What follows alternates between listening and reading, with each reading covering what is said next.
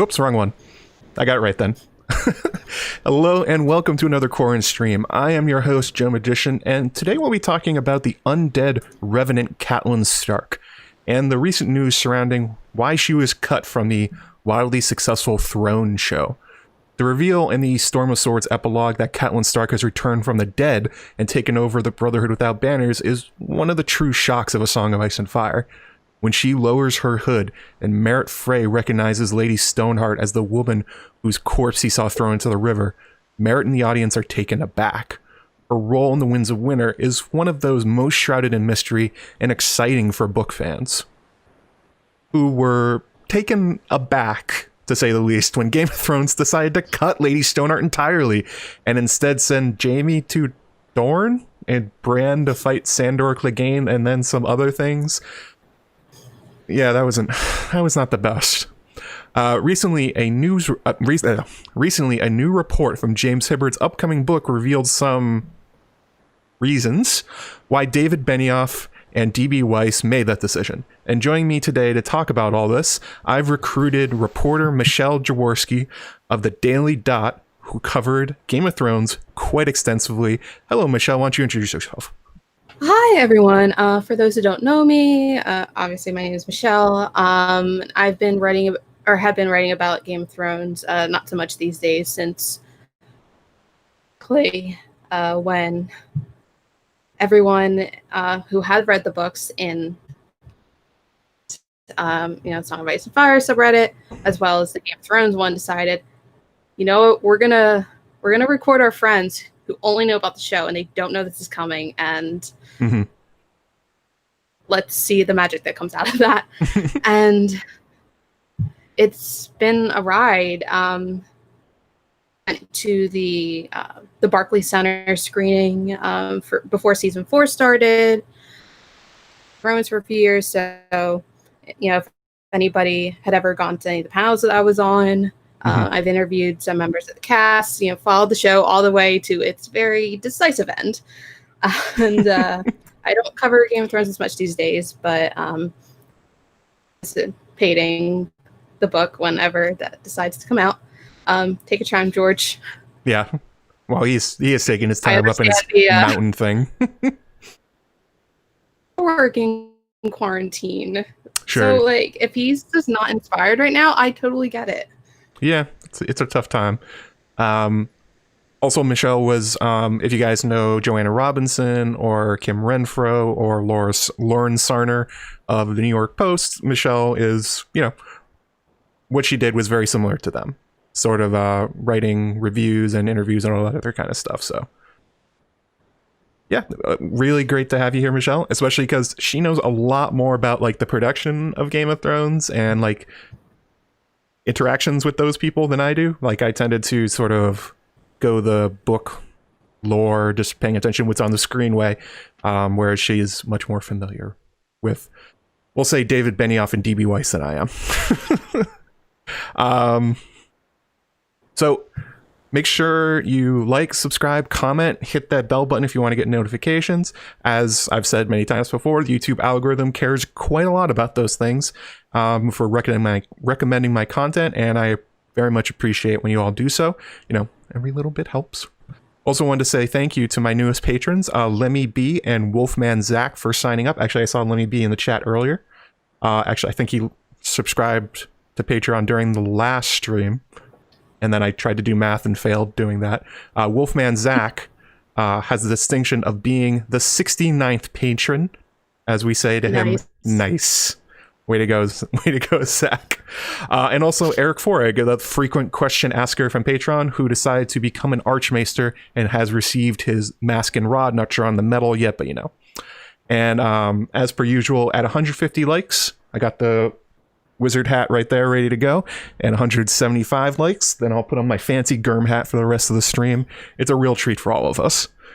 So with all that out of the way, yeah, what we're planning on doing today is we're going to do a little bit of background on Lady Stoneheart, who she is in the books, how she came about, what she's been doing, what her role is in the Winds of Winter, and then, we'll talk about the curious decision to cut one of the things from the show that a lot of people were looking forward to. And for that, we have an opening quote here. I'm going to go ahead and read this one. This is from the Storm of Swords epilogue, Merritt Frey, his interactions with Lady Stoneheart and realizing who she is. All right, who's ready for my awesome reading voice? I know I am. The outlaws parted as she came forward, saying no word. When she lowered her hood, something tightened inside Merritt's chest, and for a moment, he could not breathe. No, I saw her die. She was dead for a day and a night before they stripped her naked and threw her body in the river. Raymond opened her throat from ear to ear. She was dead. Her cloak and collar hid the gash his brother's blade had made, but her face was even worse than he remembered. The flesh had gone pudding soft in the water and turned the color of curdled milk.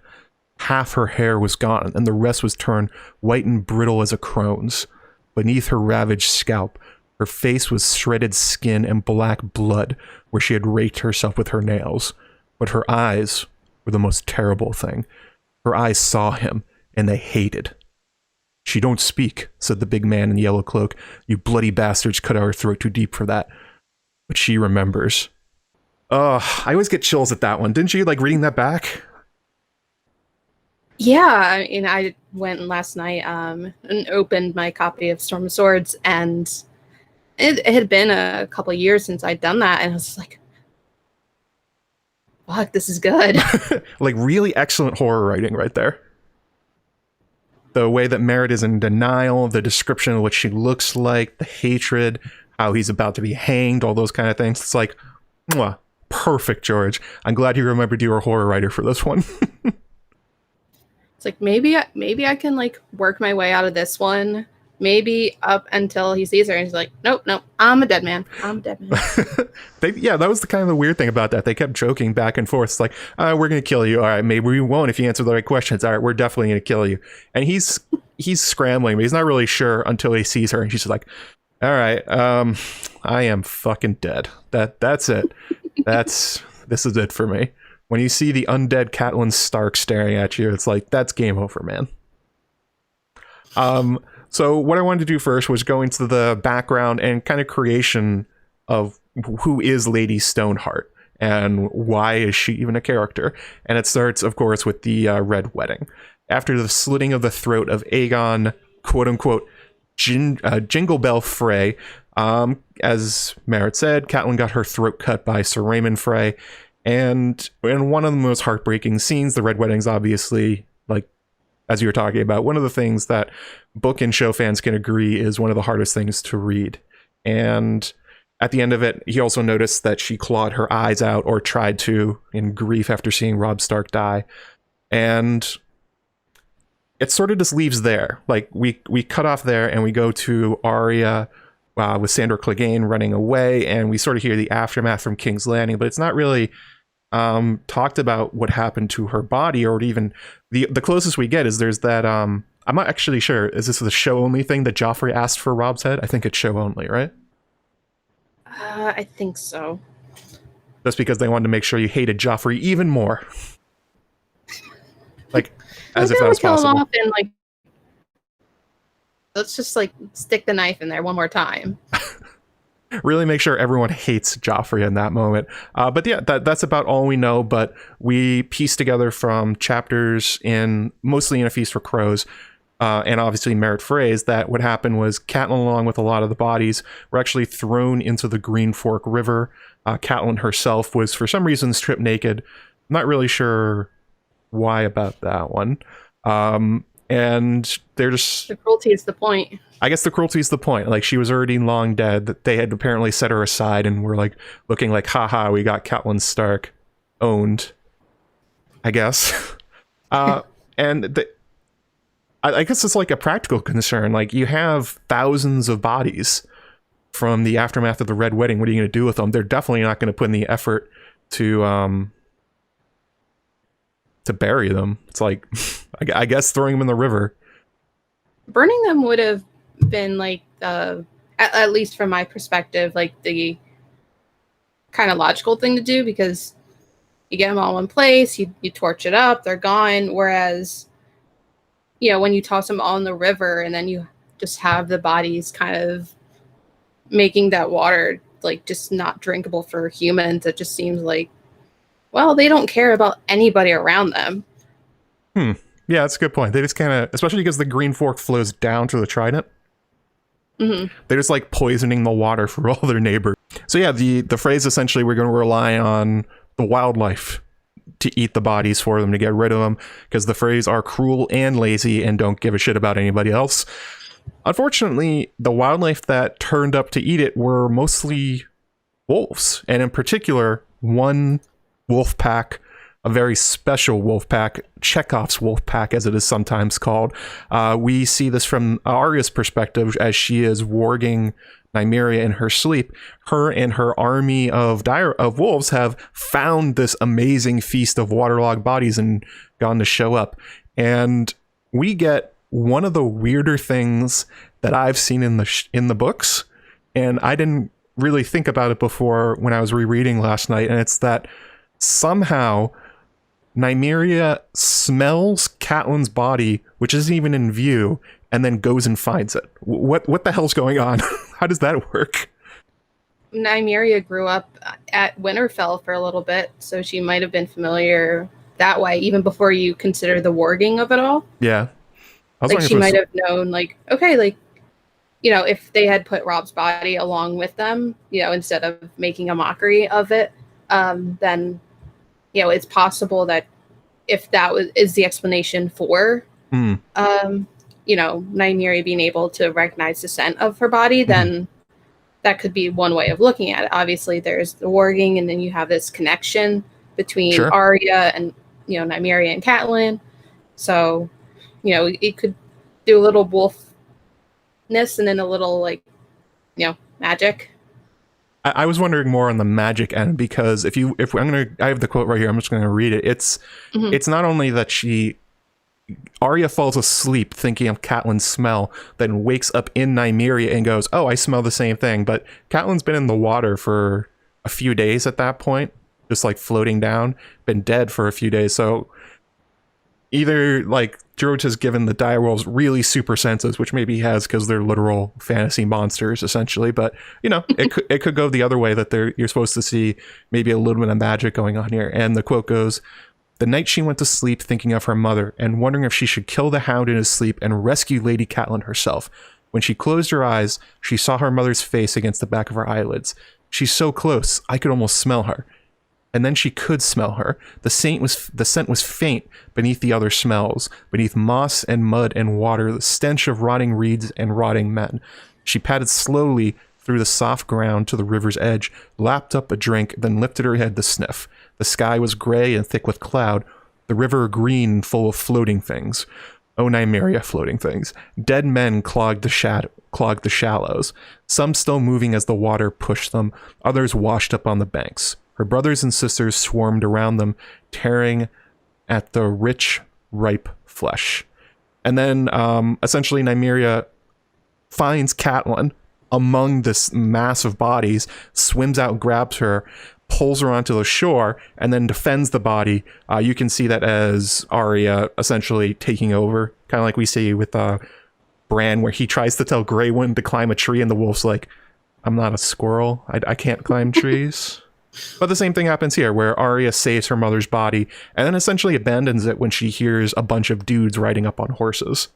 Very strange.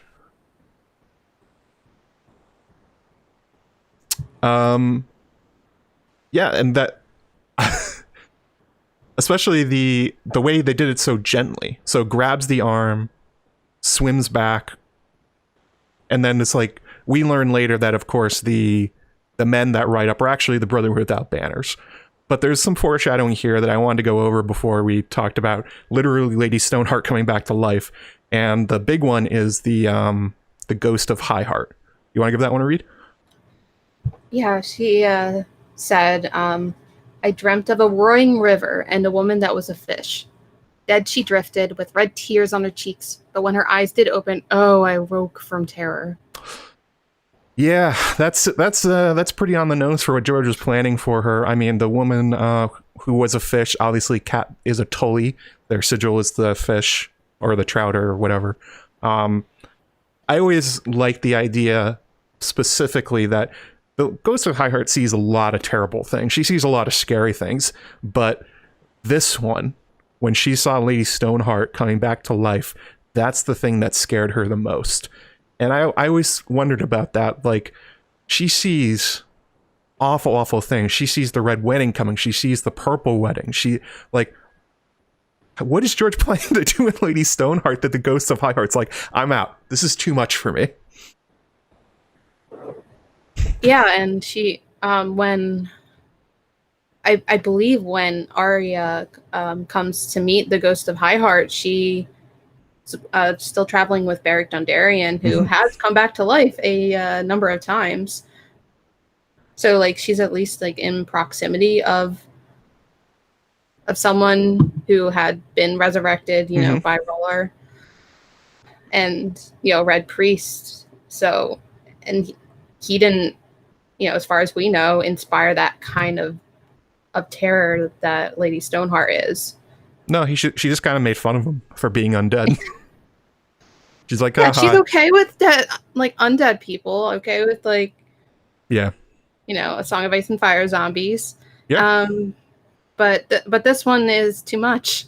It almost makes me wonder if it's something personal, because the Ghost of Highheart, the Highheart is in the Riverlands, where Lady Stoneheart is obviously operating later. So it makes me wonder if somehow they're going to interact. I was talking about Nessie. I was talking with Nessie, the Questing Beast, in my patron Slack, and we were talking about that. Like, what if they did interact? What would the Ghost of Highheart think about with her nightmare coming to see her? Or maybe she has already. I mean, we know the Brotherhood Without Banners is a group that has often gone to see the Ghost of Highheart under Beric. Maybe they still do that. And maybe it hasn't gone that well for the Ghost, because Stoneheart is much crueler than Beric Dondarrion, to say the least. Somebody in the chat, Guilty Undertaker, also noted that Ghost of Highheart is also scared of Arya. So there's something about Arya and Cat that is freaking this little old woman with her dreams way the fuck out. Something interesting from George on where they're going. The other big quote, this is one from a Game of Thrones, and this is from Cat, and she says, "We learned that to our sorrow, Sir Donald," Catelyn said. "Sometimes she felt as though her heart had turned to stone.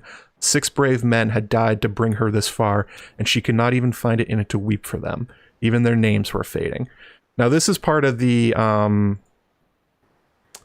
part of George's pitch letter, the original one that only surfaced a few years ago, as we were talking about before the stream. Kind of surprising it took this long, but basically Catelyn in the original outline was supposed to go beyond the wall and die. There's a lot of, and maybe be resurrected by the others. There's a lot of foreshadowing that in the original book that George then changes as we get to these later books, that he's decided, well, she's still going to die. She's still going to come back to life, but it's specifically in the Riverlands instead of interacting with the others in any way.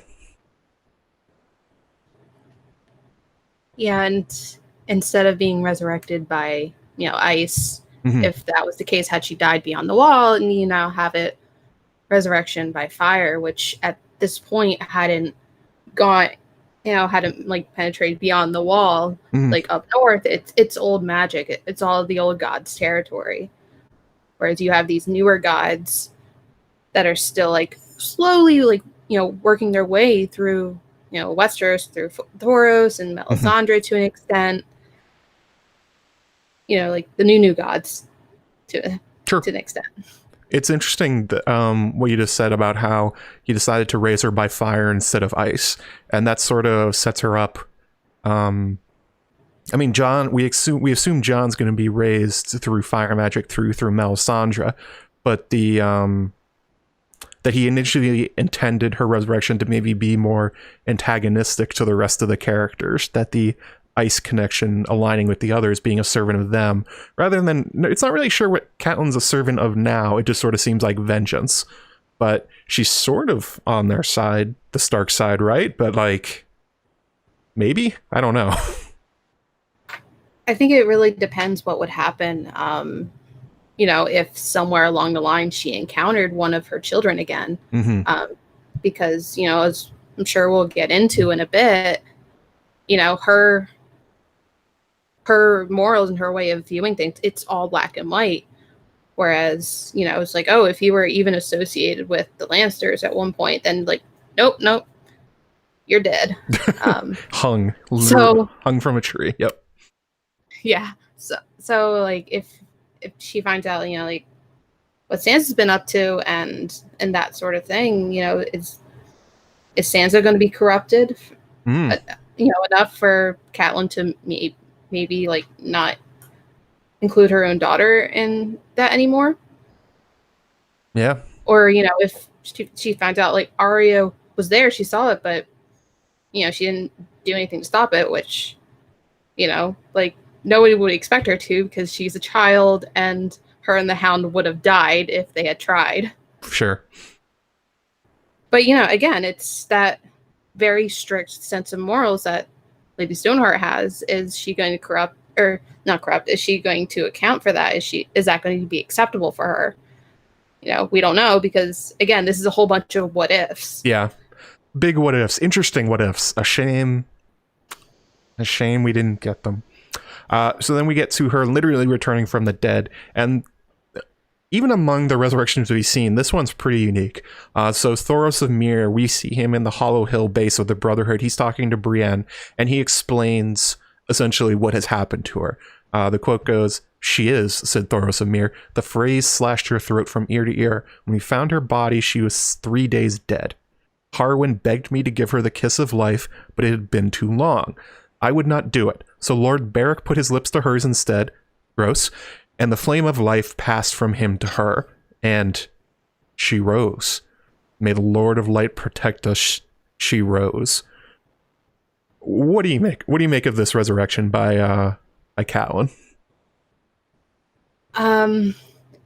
It's very creepy the way it's described. Because we see when Thoros brings back Beric, he, and in the show, he puts his hand to him, and it's like everything seems more or less okay. It's like, Beric wakes up, he loses some more of his humanity, but alive. But thing, the Lord of Light is an acceptable passing of this particular gift. But that he, that Catelyn is just so corrupted by, the 3 days that she was dead, then you got a little like biblical imagery there of somebody coming back after being dead for 3 days. But then again, whereas, biblically, like that's seen as a good thing, and they're like, oh, like Christ is risen again. Here, it's just everything's just wrong. Yes, I think whether because whether it's because if what John said about being dead in the show, like that there's nothing, if that is true for in the books as well, and then Catelyn's just been in that place for 3 human days. Like, who knows what that does to a person? Not good things, it seems like. It doesn't seem like it has improved her. The Sputed Lands or Amanda in the chat, she also noted that Patchface was gone for 3 days in the water. That's a great connection, Amanda, as you always have them. I also find it interesting that Thoros, when he talks about Beric and how he brought him back, he says that he basically has no power in it, but it's sort of a thing he does out of love. He brought back Beric because they were really good friends, and he was sorry to see him. When Catelyn rises, he says, "The Lord of Light protect us," meaning that he thinks that her resurrection was almost unholy, that it's wrong. There's something very off about it. We see here that it's actually Harwin, good old Harwin. He's the reason Catelyn came back from the dead, that he begged Beric, he begged Thoros and Beric to bring her back from the dead. It's curious. This cannot be the first time anybody's asked Thoros and Beric to bring back somebody they knew. And previously it appears that they refused, except for Beric himself, but this time they do refuse. Thoros says it has been too long, and I don't even really know what that means. Is there something in his teaching that told him, oh, well, you can only give the kiss of life after 6 hours. After 6 hours, then they turn insane and become like an undead golem of death. Like, he doesn't really explain it. We can infer from maybe Patchface and Catelyn that it does something to the soul to be that, like you were talking about, that long in the void of death, which is what George seems to think happens. But it's Beric that gives the kiss of life this time. And it's not only that he gives it, it kills him, which does not happen to Thoros. Thoros is absolutely fine. Every time he's brought back Beric, what, like 6 or 7 times? And he's just like, hey, you know, it's good. I'm glad I have my friend back. I don't feel any worse for wear. But for some reason, bring back Stoneheart kills Beric dead. It actually caused this really weird rumor that happens that that Stoneheart and Beric are a couple. I don't know about that one. Maybe it's just like somebody telling the story of him kissing her and her coming back to life and like an inversion of like a frog prince kind of thing. But it's a very strange scenario where I think, like you were saying, it tells you that while Beric was brought back to life out of love, whatever brought Catelyn back was not that, and it was, and she's born from death itself. Yeah, and then you have like whenever Beric comes back, you know, via Thoros Mirror, he's like on borrowed time, like borrowed life. So, you know, whereas Thoros he's wholly alive, you know, he's doing his thing, and you know, so him bringing Beric back, it isn't going to, as far as we know, kill him all that much. You know, he's more or less fine, whereas Beric doesn't have enough life in him because he's on this borrowed like flame that he can pass it along and still be able to live. You know, as far as that goes, you know, do you think maybe, you know, the original or like part of Beric's whole thing was being loyal to Ned? Could be. Does that maybe have something to do with bringing her back? That she could continue like getting, you know, revenge for Ned, but then she like managed to corrupt it to be like, just be very strict about, you know, if you betrayed the Starks, you're dead. If you had any association or any positive interactions with anybody who betrayed the Starks, you're dead. I guess so. It's really unclear why Beric did this, if he even knew it would kill him. It's also unclear why Thoros didn't see Beric drop and just smooch him again and bring him back. You know, like, he's brought him back from anything else. Why is this the one that Beric Dondarrion cannot come back from? He's been stabbed, he's been hung, he's been cut in half basically by Sandor, but giving away his life for Catelyn is apparently the final death for him. Don't really know why. Thoros doesn't talk about it. Maybe we'll hear about that in the future. Yeah, I'm picturing it kind of, you know, you have like a lamp like with a flame on it. You can, you know, one of those old gas lamps, and you can turn it like to control the flame. So whenever Beric dies, it's like at the lowest possible setting. Like there's a tiny, tiny flame, like not enough to, you know, for him to be able to do anything because he's like dead. And then when Thoros, you know, brings him back, it turns the flame up. Whereas him transferring it to Lady Stoneheart, like the flame is out. There's no more gas. He's gone. Sure, George. no, that's just me. I'm just like, I think that makes sense. It's also like whatever he wants his fantasy thing to be, however he imagines it. Sure, if that's what, like Stannis talks about that, or Melisandre when she makes shadow babies, she draws off his life fire. So something like that. We also hear that Stoneheart comes back from the dead and she can't speak anymore. And this is one of those curious things where, again, when Beric comes back from the dead, a lot of his injuries are kind of healed. I mean, he kind of looks really shitty when we see him. From not all of the damage is healed, but Stoneheart basically got none. Her throat has been slashed through to her windpipe, so she actually can't speak unless she holds her hand across her neck. And even then, only Harwin can understand her. Not really sure why Harwin can. Maybe just because he knows her. He's known her since he was little, so perhaps that's why. Also, she looks like a corpse at this point. Unlike Beric, who sometimes could pass for being alive, there's no looking at Stoneheart and thinking like, this is anything but a zombie. She literally looks like a zombie. which Yeah, and the is whole thing is, you know, I mean, with the exception of like Barrick's eye, you know, he has like the patch over it, you know, and our understanding of Jon in the show is it's like the wounds are there, but unlike Stoneheart, like most of them are, you can cover them with clothes or armor, or, you know, or both. Whereas like with Stoneheart, like those wounds are in your face. Her throat is gone and shredded, and you know, when she like clawed her face before she died, like that's still there. And you know, even just the whole part where she was in the water and her body was rotting for several days. Yeah. None of that like, healed. Literally none. Fire magic can fix that. Apparently not with this. In this case, fire magic neglected to make her anywhere close to a human again. And you can imagine, if you think about that from Catelyn's perspective, just that just really drives home what a cursed existence she is. Where like Beric and Thoros, they talked at length about like, well, Thoros, I mean, Beric was losing parts of his life, and like some things had lost their thrill for him at that point, especially since like he didn't need to eat or sleep anymore. He's becoming like really unhuman.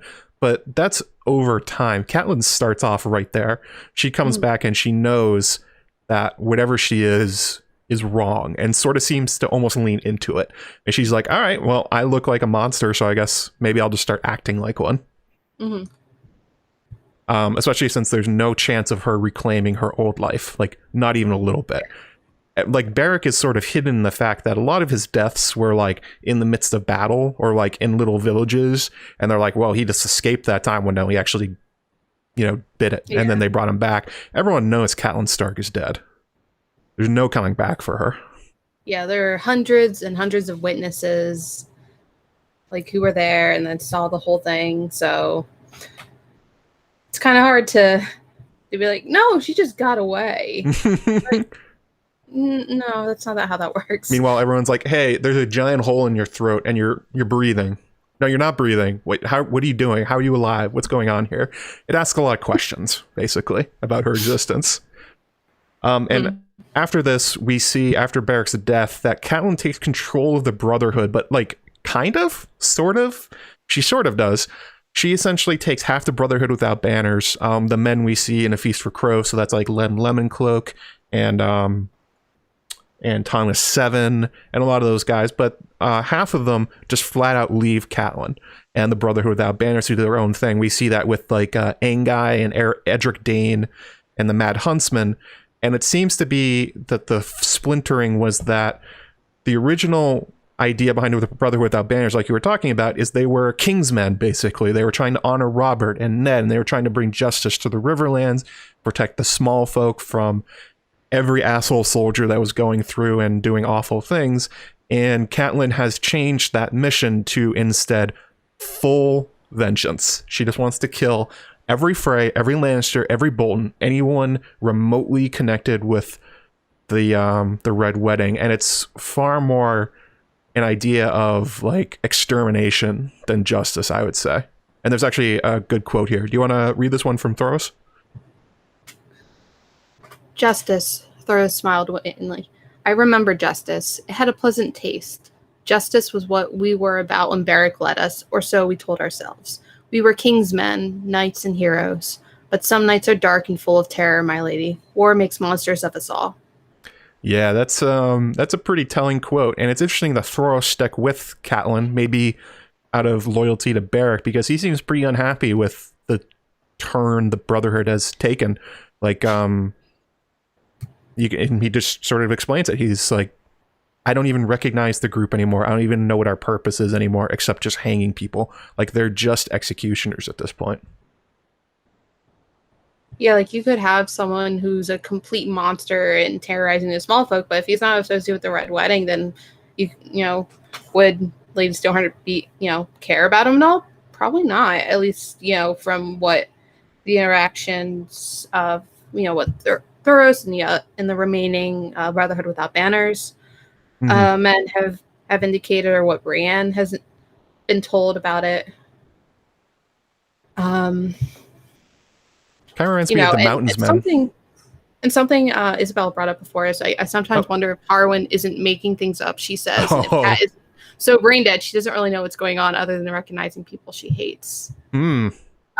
You know, with the few times, or like we actually see Catelyn or Lady Stoneheart attempt to speak, it's like so low that like barely anyone's able to understand. So Harwin have ulterior motives? I don't know. It's I mean, surely he's a Northman. He would feel the pain of the Red Wedding just like Catelyn would, though a lot of his friends, people he knew, died there. She does seem to, well, she makes hand gestures and stuff like that. So it seems like she understands what she's doing, and she could always, like, if she says something and Harwin says something else, she could always go like, nope, like cross her arms, be like, no, that's not what I said. Hang on, let's try this again. Let's run this back. Yeah, it's it kind of reminds me a lot. I mean, a big part of A Feast for Crows is the idea of the broken man, Septon Maribald, the what war does to people. And it's interesting that when you think about the origin of the Brotherhood Without Banners, they're largely created in response to the Mountain, Gregor Clegane, and what his men are doing from Tywin's orders. They're supposed to essentially go into the Riverlands and kill and rape and destroy and loot everything from the just anywhere they can find it. And the Brotherhood is supposed to like stand in contrast to that, and instead they've sort of just done the same thing now, where they're looting, they're killing people just sort of at will. They're just kind of doing whatever they want. They become more like, I mean, it's a meme in the Song of Ice and Fire fandom. Are you an outlaw or are you a good man? It's like, well, they actually are just outlaws now. They're acting out of self-interest, kind of, I would say. And in looking at this Thoros quote, he says, "Some nights are dark and full of terror."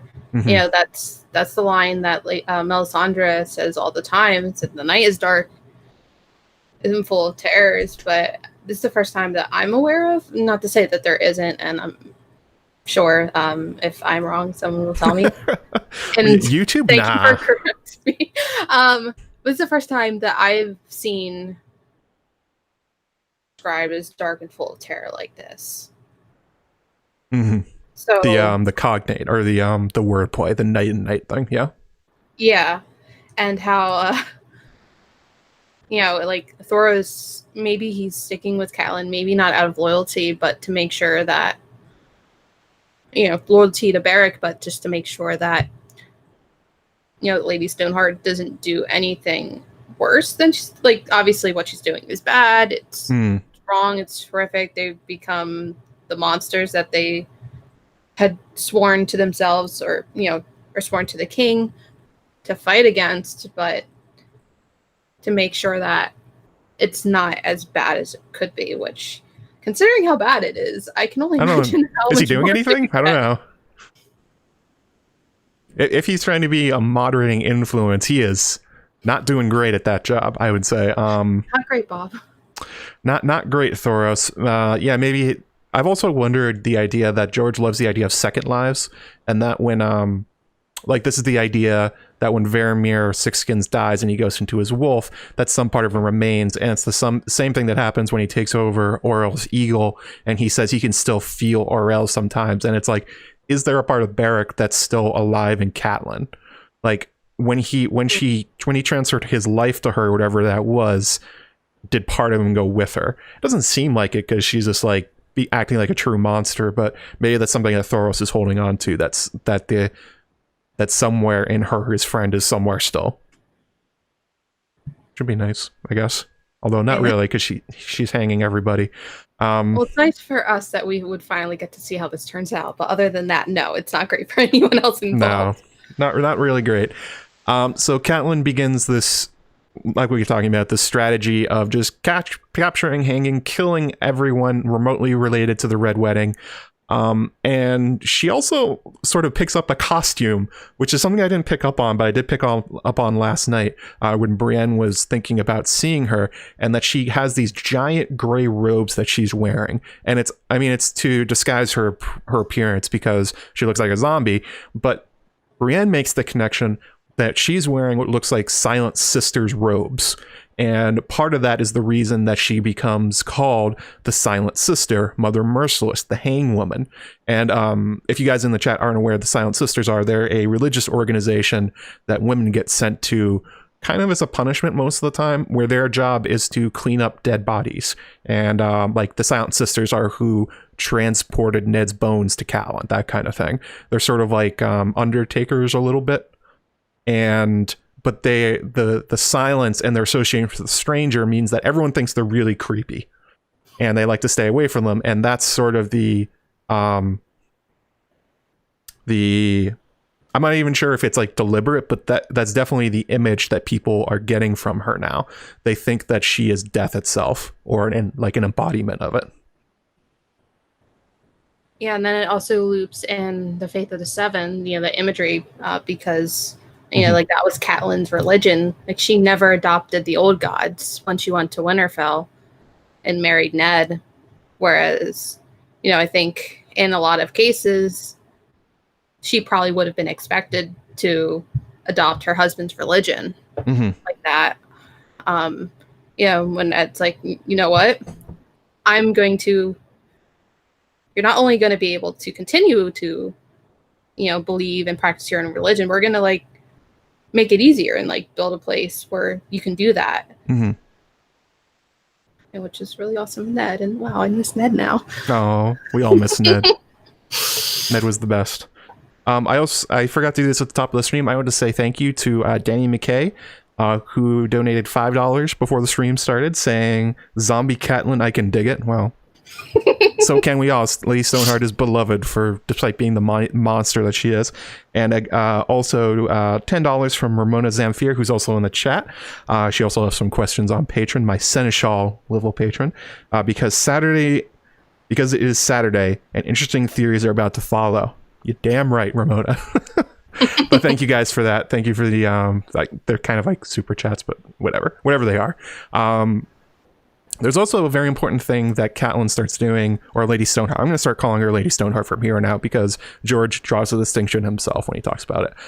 Where essentially Lady Stoneheart has said guest right doesn't exist, nor do any social conventions. Like when we see with Merritt Frey with the hostage exchange, she doesn't care about any of that anymore. She's like, you know what?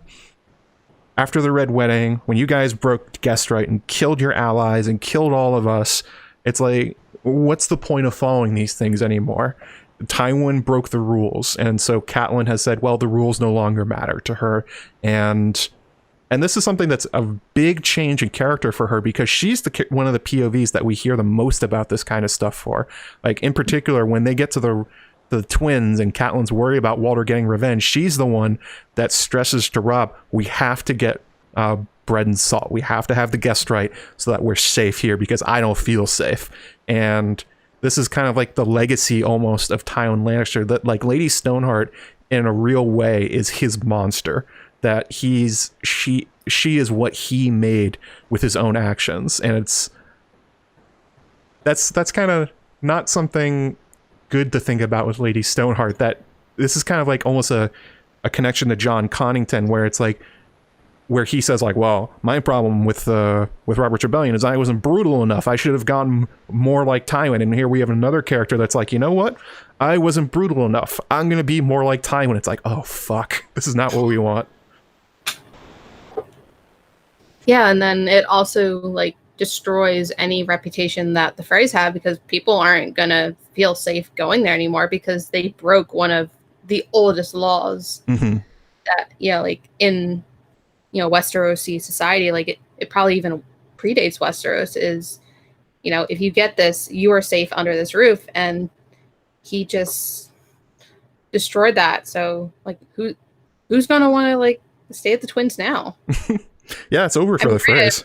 Walter Frey doesn't seem like a great host or anything, even without the Red Wedding, but I wouldn't want to stay at the Twins. No. Nobody's ever gonna feel safe around them again.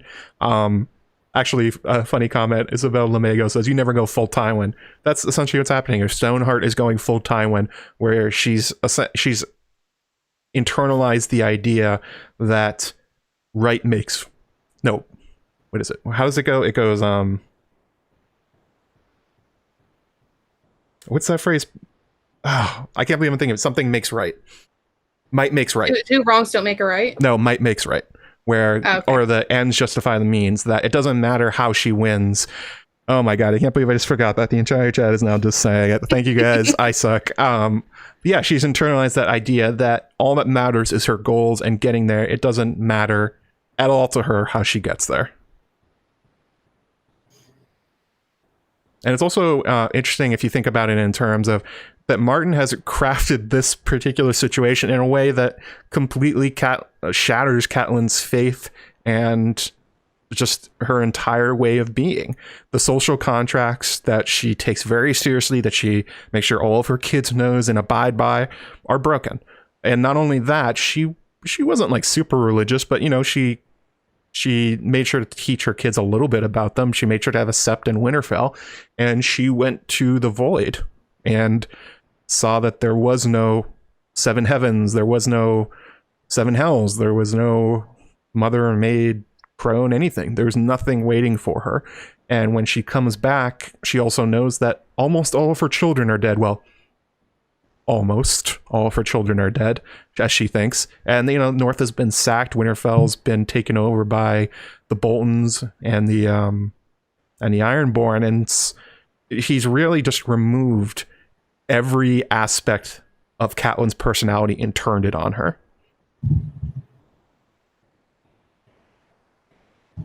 Yeah, I mean, it's just like one of those, oh, so I spent 4 decades of my life worrying about all this, doing all of this, and then just finding out none of it mattered. Mm-hmm. And like, even when certain aspects of that, you know, minus the death, happens to us, it's just shattering. Mm-hmm.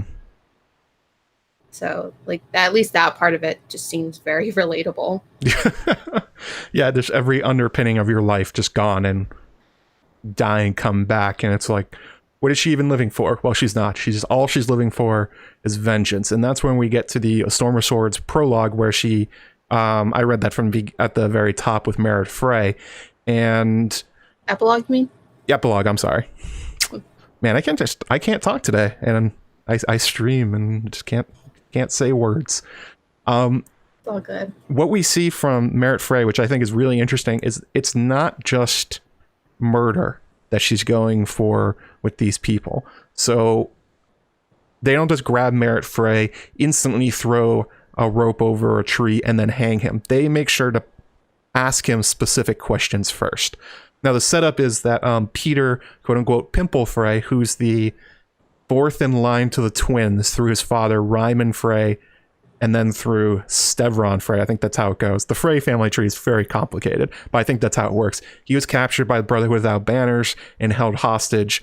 Merritt Frey, one of Walter's younger sons, shows up with the gold to pay the ransom. I think Guilty Undertaker was talking about this in the chat earlier, that guest right and, you know, ransoming hostages are related. They're very important as in terms of social constructs for just safe conduct, being able to talk to your opponents without feeling that you're literally going to die. Merritt shows up, he pays the ransom, and he finds out that Peter Pimple was hanged hours, maybe days ago.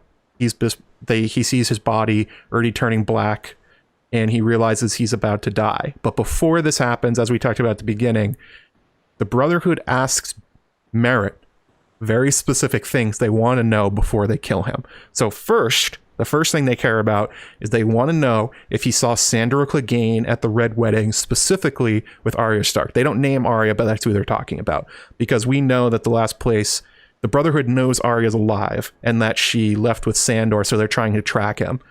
And the second thing that they ask about, I think this comes from Lem Lemoncloak, it might come from Harwin, is he wants to know about what Merritt's role was basically in the sewing of Grey Wind's head to Robb Stark's body. So what do you make of these two things that they care about knowing from Merritt Frey?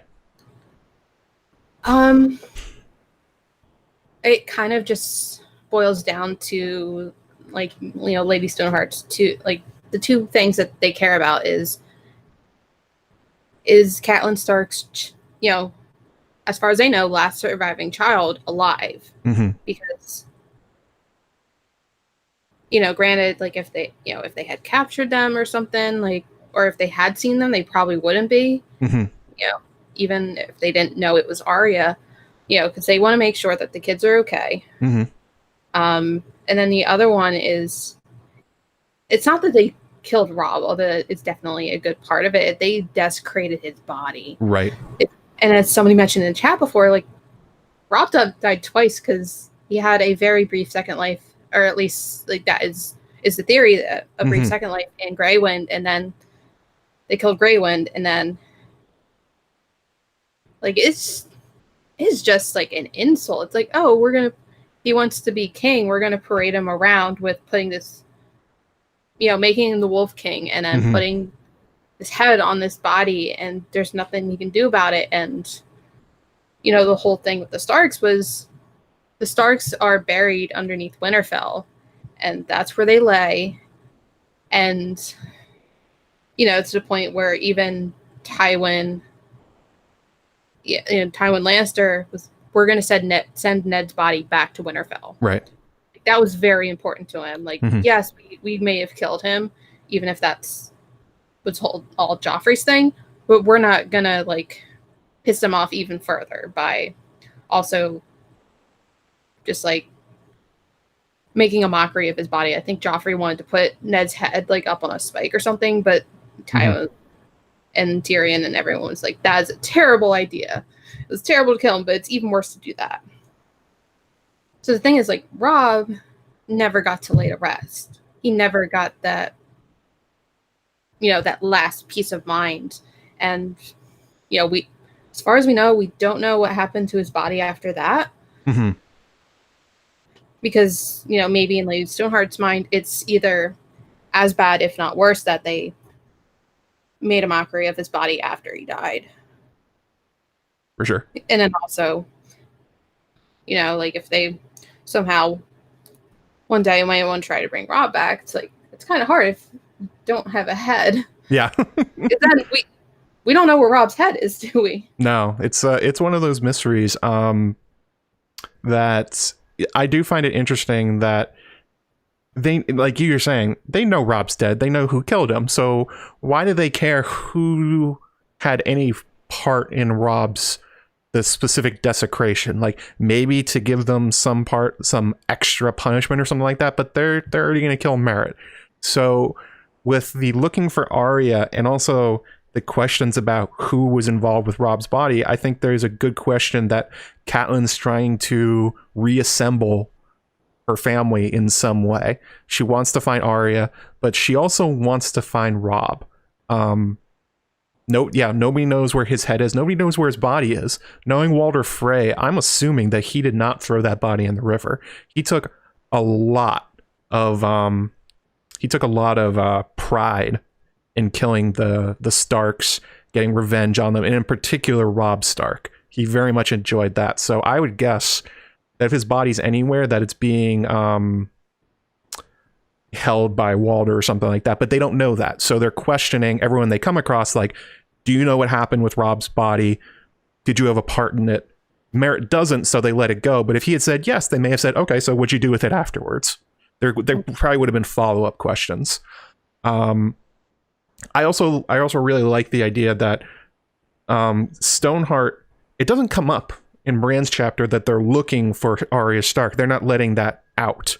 But that tells you that even though Lem Lemoncloak tells us later that her whole thing is, well, she's going to bring Robb, she wants to find her son alive, whoops on that one, or she's going to kill everybody. There's actually other plans going on underneath. She is not, even though they're presenting her as this, like, murderous monster who's going to kill everybody, she does have different strategies and goals she's trying to enact through this stuff. Yeah. So this just, like, literally pops in my head as you're talking about that, but what if part of, because in Brienne's chapter, people are playing Beric. Like, they're making it still seem like he's alive, even though he died when he gave, like, the kiss of life to Catelyn to turn her into Lady Stoneheart. What if they want to find Robb's body and then maybe have somebody play him to make it look like he came back like Lady Stoneheart? That'd be interesting. Especially if, because they have Rob's crown, I believe. Yep, she found it. They captured Ryman Frey, who had it. Yeah. Killed him, took the crown, and now she essentially keeps it on her desk as a memento of Rob. Because I think, as far as they're concerned, it's not about like, oh, we need to take the North. We want to take the North back. We just want to instill like so much fear into the Lannisters and the Freys and the Boltons that we're going to make it seem like Rob came back from the dead too. Like, we got one zombie Stark. Why not two? Or literally, maybe literally a zombie Rob. Like, the whole point of Thoros being like, oh, she's been dead too long, and Barrick's like, well, I'm going to do it anyway, kind of establishes that whatever the rules are we think about resurrection for these characters, George hasn't told us all of them, because Catelyn is supposedly outside what should happen and does anyway. So maybe it's on Catelyn's mind that if she reassembles Rob's corpse, maybe there's a way she could bring her boy back from the dead, much in the same way Barrick did to her. Maybe she'd give up her life for him. That'd be something really horrific that she could do, but it's definitely on the table. She's literally undead.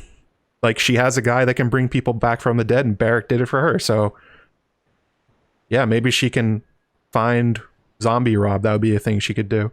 Also, I wanted to say, in the chat, so messed up after 3 days. I can't imagine how messed up he would be after who knows how many months or years, because time's all wonky over there in Westeros. Yeah, it's almost like something like the others, where somebody just totally divorced from their humanity and just utterly destroyed. Maybe that's how they started. Somebody doing exactly this out of love, bringing somebody back from the dead who's been dead for too long, and you end up with the others. That could be a thing that happens. In the chat, you guys were saying we got to 150 likes. We did not get to 150 likes. We're at 152 viewers, 90 likes. So if you want to see me with a hat on, a silly hat on. Also, Michelle has a silly hat too. I don't have a silly hat. It's just a hat that I made. Okay, she just has a hat. But if you slam the like button, get up to 150, I will put it on for you guys. So that was a little bit of tinfoil there. I might rank that up in the future and like go more into it, maybe do a full video about it. But I don't think it's that far-fetched, considering literally what Lady Stoneheart is. That she may think she could bring Rob back from the dead, just as she did. Like, what if she also got Ned's body? I mean, it's literally bones, but she could experiment. She's got Thoros. Maybe just like, all right, kiss the skeleton, see what happens. All right, I guess it didn't work. But you never know. We're at 150 likes. Are we really? Hang on a second. I don't think that's true. So I see 96 on mine. Yeah. I have the video up. I see 97 likes. Got to slam. Hold on. I just hit one, so I didn't like it yet. So I want to see the silly hat. I see 99. Viewers are well over. Yeah. So 50 more, you guys. Slam that like button. Won't do that. We'll see silly hats. So let's see here. Where were we? I totally got distracted. We were talking about the possibility of Cat bringing Rob back. So after that, there's also that Merritt Frey essentially spills his guts to Lady Stoneheart. He tells her everything she needs to know about the different Freys, like what their different roles within their family are. She notes that Lame Lothar is kind of like a Larys Strong character. He's kind of like the spy master. Tells her that Black Walder, who's the older brother of the now dead Peter Pimple, is kind of a dick and is very dangerous and very ambitious, which might come up later when we talk about a certain event that might happen in the Winds of Winter. So then we get to Ryman Frey. We talked about him a little bit. He's the heir to the twins through his father, Stevron. They hang him and take the crown from him. And this is also very indicative of... So they ransom Peter Pimple. Ryman Frey is arguably more valuable to Walder Frey than even his youngest son. And they don't even give a shit. They take him and they hang him. And this goes against their previous strategies, where a lot of times when they took ransoms or they took people hostage, it was because they didn't have enough money, because they're guys living out in the woods and they don't have any way to earn or buy supplies and that kind of stuff. They essentially relied on ransoms and people being nice to them. And they have completely abandoned that strategy. And they're almost like a suicide pact at this point, because, winter's coming. They've lost 2 harvests. They aren't even trying to get ransoms and money anymore to buy stuff. They're just sort of like, they're going like full big bucket wool mode, where they just want to get revenge on their enemies before winter comes in. They don't really care anymore.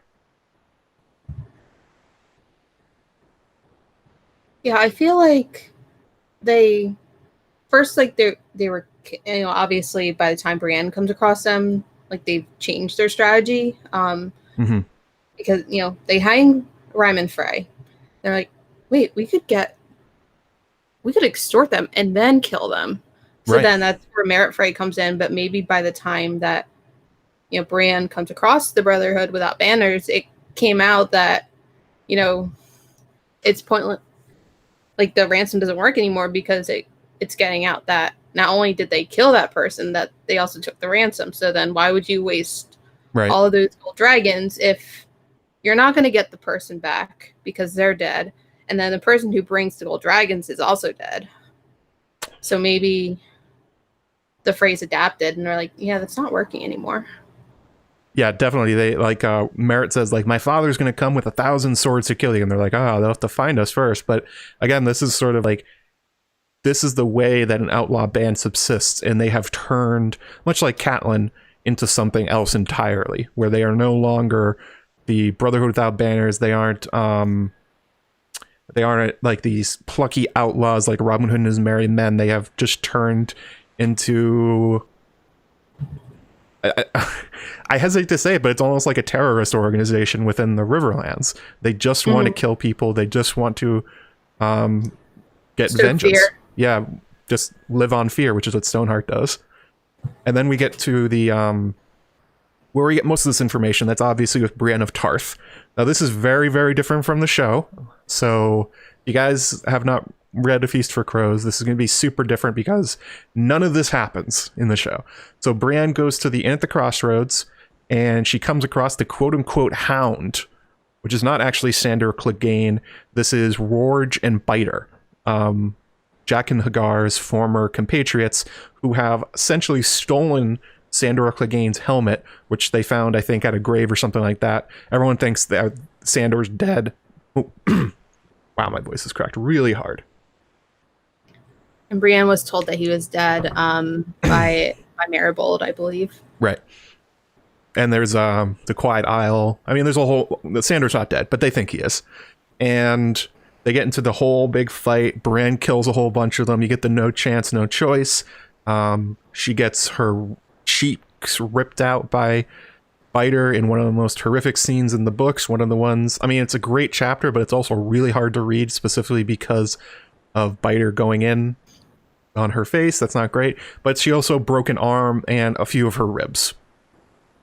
After this, they are taken captive by the Brotherhood, which is weird, right? Because Brienne asks this later. It's like, wait, I just helped you guys. Why are you taking us hostage?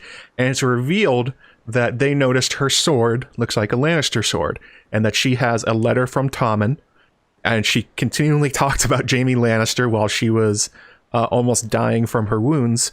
And also she has Hyle Hunt, who is well known to be a member of Randall Tarley's household guard, and Podrick Payne, who was Tyrion's squire. So they've decided that Brienne has to die just because of that. They've said, you are associated with the Lannisters, therefore you shall absolutely have to hang. But it doesn't stick, does it? Not at all. The other thing I'm wondering is the other connection we forgot about is Sansa was married to Tyrion for a bit. I don't. Yeah. So would Catelyn hold that against her? Because I mean, Sansa didn't have any say in that, and according to the Faith of the Seven, they could technically annul their marriage because it was never consummated. Mm-hmm. So would that count against Sansa, and would Lady Stoneheart kill her because of that? Sure, kill her. If we're getting that granular into like the inner workings of the Lannisters and how everyone else interacts with them, because Hyle Hunt, he is associated with how with Tarley's, who are loyal to the crown right now. And then you have, Podrick, who was Tyrion's squire, and then you have Brienne, who like has this very close personal relationship with Jaime, to the point where like she's probably seen him more openly and more honestly than pretty much anybody. Like I would say even Cersei to an extent. Right. I think that's a good point, that she may very much question Sansa's loyalty. I don't know if she would kill her, but I think if they come across each other, she's going to be very skeptical about her daughter. Especially because like a lot of these are, like you were saying, these are really like really thin things. Like Hyle Hunt is a household guard for Randall Tarley, therefore he has to die as a Lannister soldier. It's like, kind of, household guards don't really have a choice in what they're doing. That's sort of the whole point of being just a guy in one of these households. That's like the only way you have to live. He has no choice in what Randall Tarley does. It's just, that's just his job, and he has no other choice.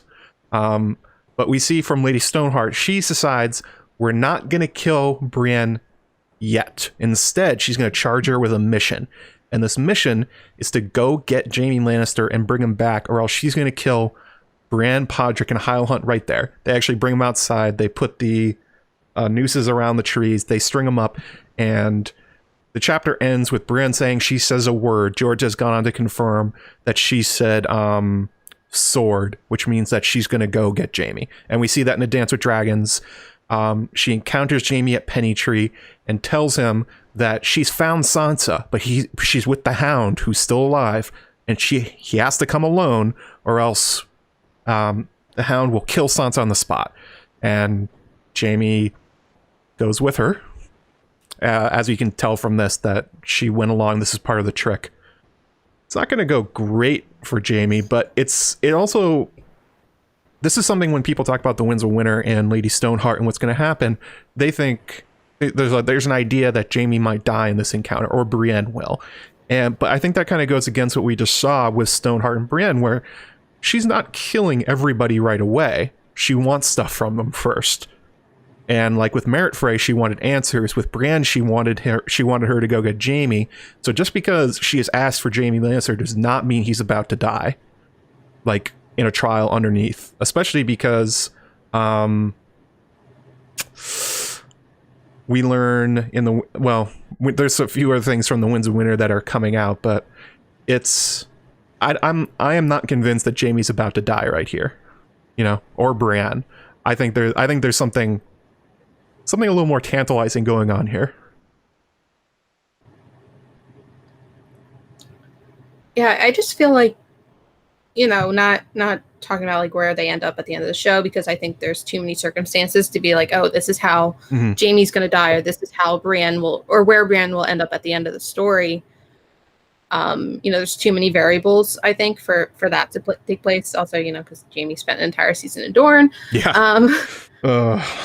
I feel like their stories aren't done yet. Like, even if they ultimately have the same outcomes, that Jaime dies and Brienne lives, I feel like there's more to it. And, George has said that, late in some of his complaints, minor complaints of that the show had never gotten to Lady Stoneheart. They're like, she has a role to play.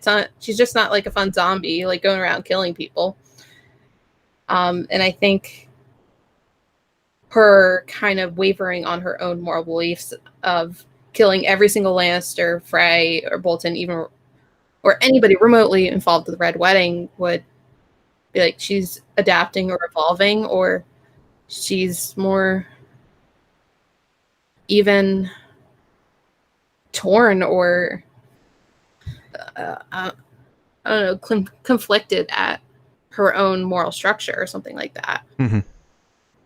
Also, why introduce the delicious tension between Jaime and Brienne if you're not going to savor it? Yeah, that's a good point. It would be kind of a waste to kill Jaime and Brienne right here. And this is where we're going to start talking a little bit about what people expect is going to happen in the Winds of Winter. So one big plot point is that Jane Westerling, Robb Stark's widow, is still alive. And George has confirmed she's going to feature in the prologue of Winds of Winter somehow. Quite a lot of people think that it will be a Brotherhood Without Banners raid to free her from Lannister control. I don't know what Catelyn wants Jane for. There's a lot of discussion in Jaime's POV about like if she's pregnant or not. I'm pretty sure she's not. So it's not to like save Rob's unborn child or anything. Yeah, it was definitely inferred in one of his chapters in A Feast for Crows that Jane's mother was basically making sure that she could not be pregnant. Right. Giving her moon tea or something like that, presumably. That's my inference. They don't say, but it obviously has upset Jane a lot because she seemed to actually really like Rob. Mm-hmm. But she's treated like, oh, is this silly little girl, and dismissed that way by her own family. But it's unclear if Lady Stoneheart knows that. She might think... No, I know that, but... Yeah. I think I'm you're talking right. about what we know, not necessarily what she knows. Jane's probably not pregnant, but Cat may not, or Lady Stoneheart may not know that, so it may be worth her time to try and free her from Lannister control in order to be like, do I have a grandson or daughter out there? Yeah. Which is, sure, that makes sense. But the thing that I really love thinking about with the Winds of Winter and what's going to go on with Lady Stoneheart is the fan theory called the Red Wedding 2.0. Now, this fan theory, I actually find it pretty plausible, and this is kind of what I want to see happen, is that there's an upcoming wedding that will happen between Jaime's cousin Devin Lannister, or Devin, one of the two, and I would say Devin. Some member of House Frey. This was part of the bargaining for the Red Wedding, where Lannister and Frey would marry each other again, even though they did through Jenna Lannister and her husband. They wanted to seal the pact even more. This marriage has not come to pass yet, in particular because Devin has had duties he's doing in the Riverlands. They're kind of waiting for things to calm down. So we have another wedding with everybody Catelyn or Lady Stoneheart hates that may be happening in the Riverlands. And it's also, there's some really clever hints about this. So in Merritt Frey's epilogue, we get a line from Tom 07 that he complains that Lord Walder has never invited him to sing at a feast. And then we see him pop up later outside River Run, and he's managed to get himself inside the castle. Tom 07 is essentially acting like a spy for the Brotherhood within the place where there may end up being this wedding.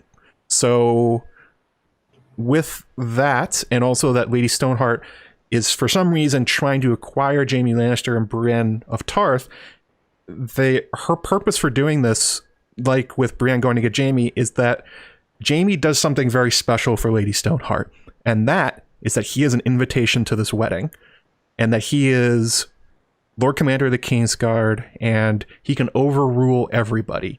So Jaime may be the key that Lady Stoneheart and the Brotherhood Without Banners wants to turn in order to turn this wedding into the next Red Wedding. That would be something astounding to read if that's what George was planning. If, especially, we'd be able to see it presumably from Jaime and Brienne's POV as it's happening. They both, I would guess one or both of them would be there.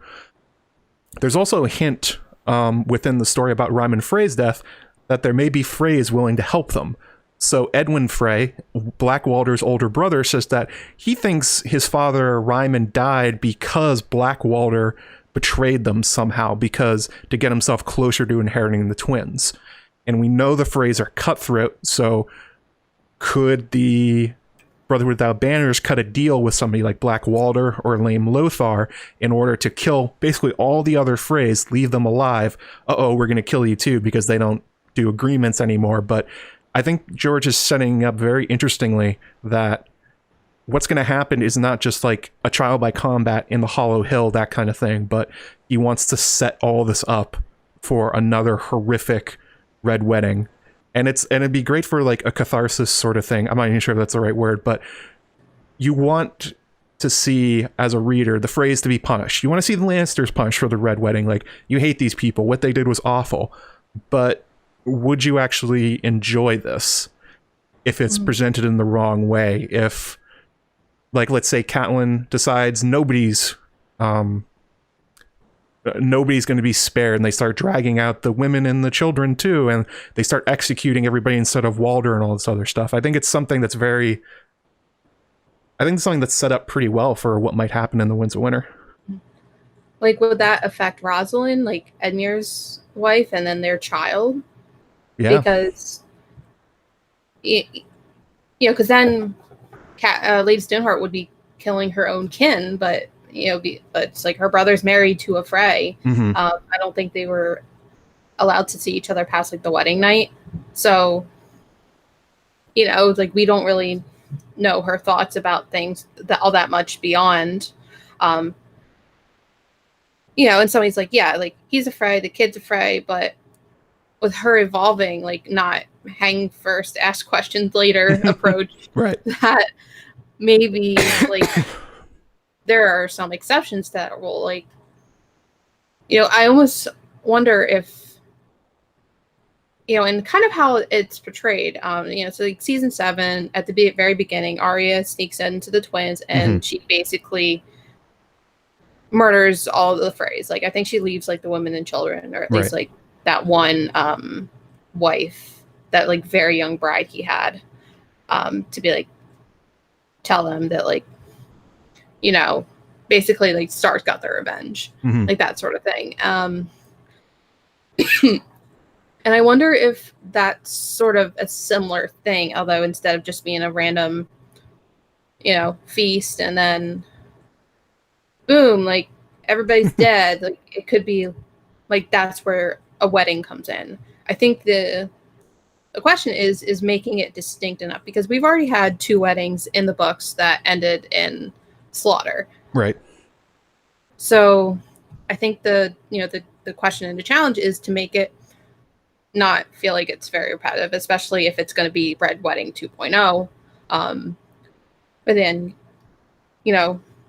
for example, like if Brienne was with the Brotherhood and Lady Stoneheart, and then Jaime witnessed the carnage happen inside, like then you just have these 2 different perspectives, like how you did with the original one where Arya was outside and then Catelyn was inside.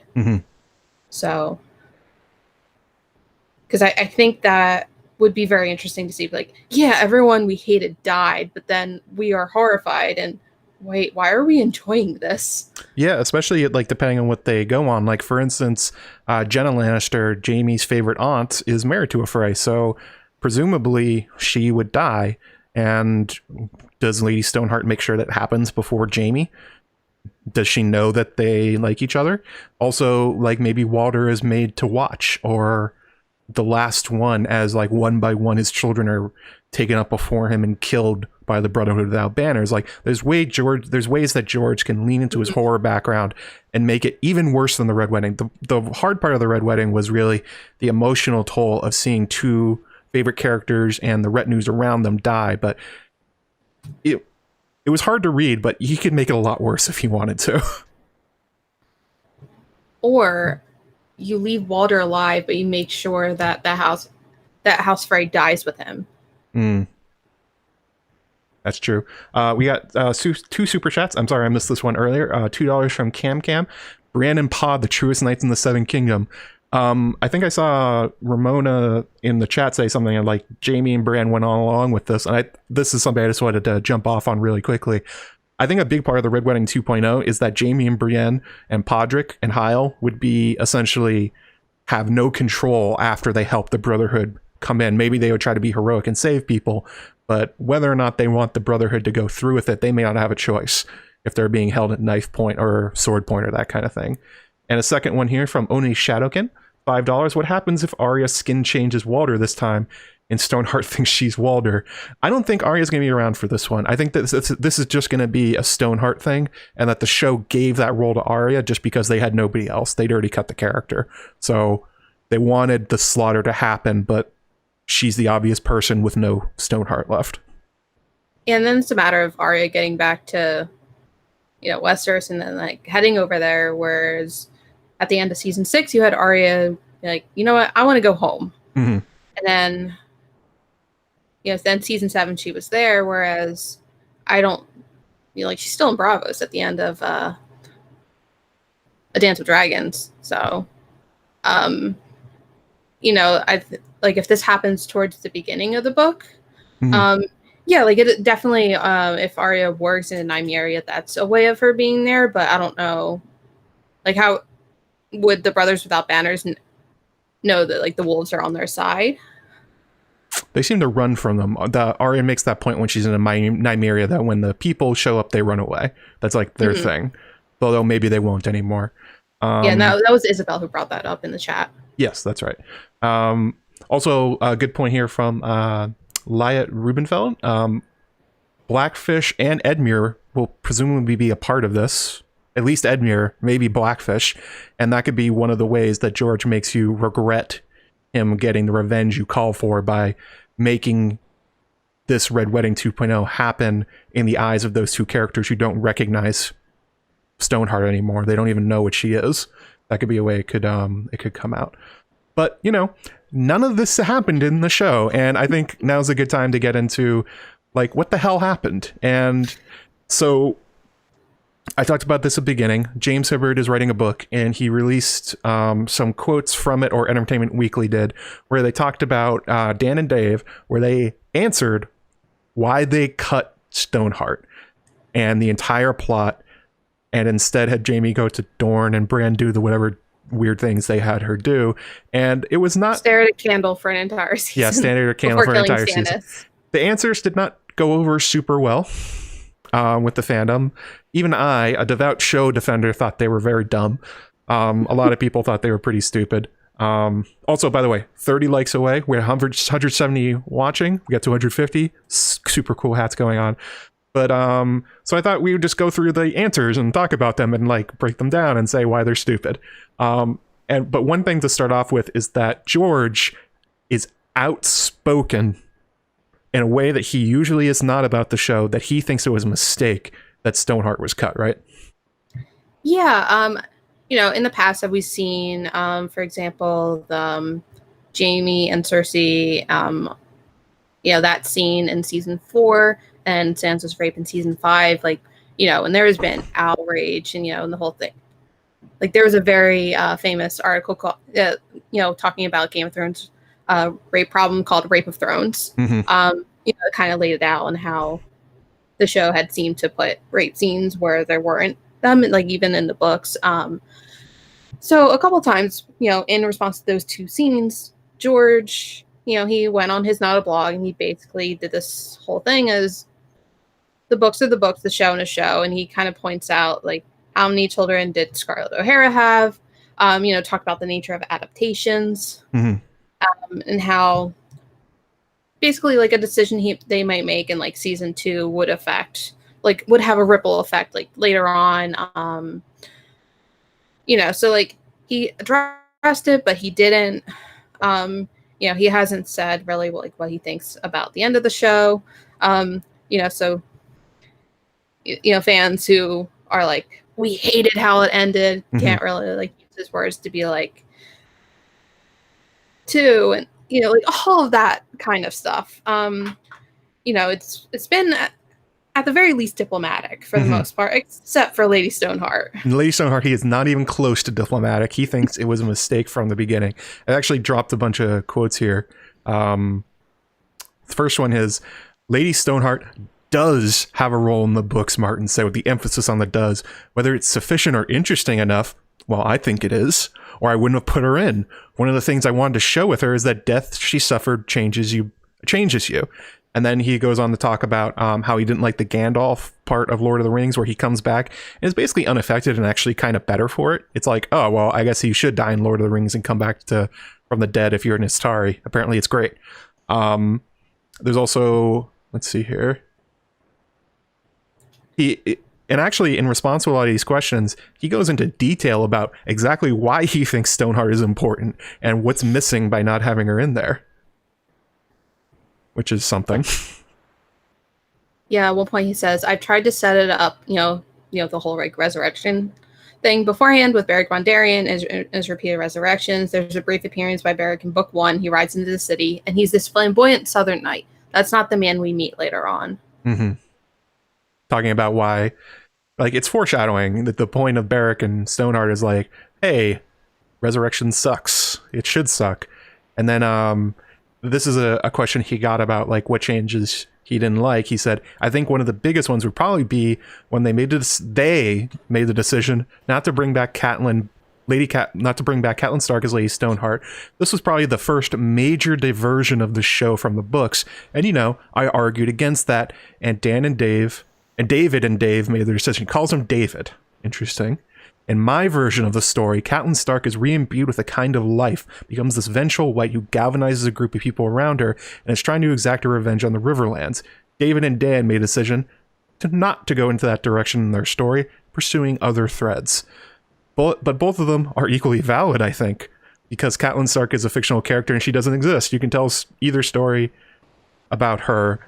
George tried to be diplomatic at the end, but it's pretty clear he thought this was a very stupid decision from the two. Another thing we had learned already from Hibberd's book is that, you know, when they were talking about, they had released the excerpt about the failed pilot, is at one point they want to cut out Rickon from the story, but George said, like, no, like, he's important later on. And so far, we haven't really seen that, but, you know, the Winds of Winter kind of sets that up. We don't really have to get into that too much, but there's an instance of they wanted to do something. George was like, he argued that why that would be a bad thing, at least in a general sense, and they backed off. And we know there was a Rickon Stark who did not zigzag at the end, but there was one. He did. There was a character named Rickon Stark. That is correct. Whoa, but you know what I mean? They're like, they did include him in there, even if they weren't, and they didn't do anything that George may have wanted to do with that character by the end. Yeah. And so let's go into the reasons. So here we go. Part of the reason we didn't want to put it in had to do with things with things coming up in George's books that we don't want to spoil by discussing them, Benioff says. Michelle, what do you think about that answer?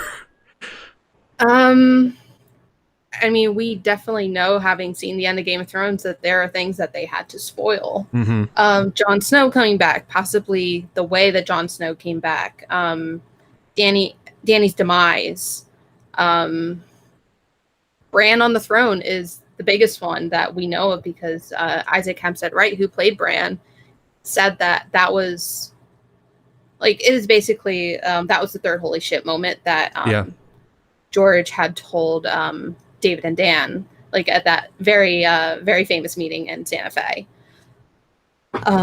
One of them was that Shireen was dying, and, you know, like, she would be burnt at the stake. The second one was the meaning behind Hodor's name. Right. Although that doesn't play out the way it does in the books. But yeah, like, there are definitely things that, you know, spoil. I imagine that a lot of the deaths that we see probably correspond, if not in the way that they happen, the fact that they happen. I think that Jaime's going to die before the end. I love Jaime, but I don't think he will survive all these wars. I don't know how he dies. I haven't figured that out, but, you know, like, for example, that's one. You know, so they spoiled a lot of things. Things that they spoiled, but why not this one? Like, why is this the Holy Grail? Why is Lady Stoneheart such an amazing twist and amazing plot point in the Winds of Winter that they were like, well, we can spoil the literal end of the books and who ends up on the throne and Jon Snow and all this other stuff, but, you know, resurrected Catelyn Stark, off limits. I don't think it makes any sense. That just sounds like a bullshit answer to me. Like, just total BS. Like, what does that even mean?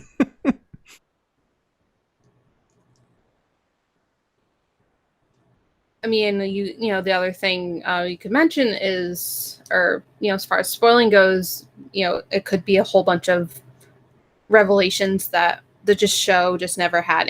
You know, so they don't really have Rob's will, which, you know, it's very widely believed that Rob named Jon his heir because he thought that Bran and Rickon were dead, and that Sansa was captured, and then Arya just, like, flat out disappeared, and nobody had seen her since, you know, book 1. So, like, they probably thought that she was dead too. But the most important thing is they did not want the Lannisters to get control of the North via Sansa. Right. You know, and her marriage to Tyrion.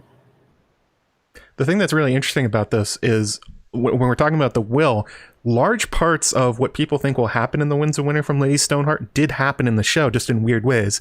Like Arya did do sort of the Red Wedding 2.0. The Brotherhood Without Banners did become a lot more violent and bloodthirsty until Brother Ray, God help us, and Sandor ended up killing Lemoncloak and a couple of the other guys, essentially cutting off that more dangerous part of the Brotherhood. Jon does become King of the North. I mean, it's not by will, by Rob's will, but it does happen. And they even do the scene with Jaime and Brienne reuniting in the Riverlands at Riverrun.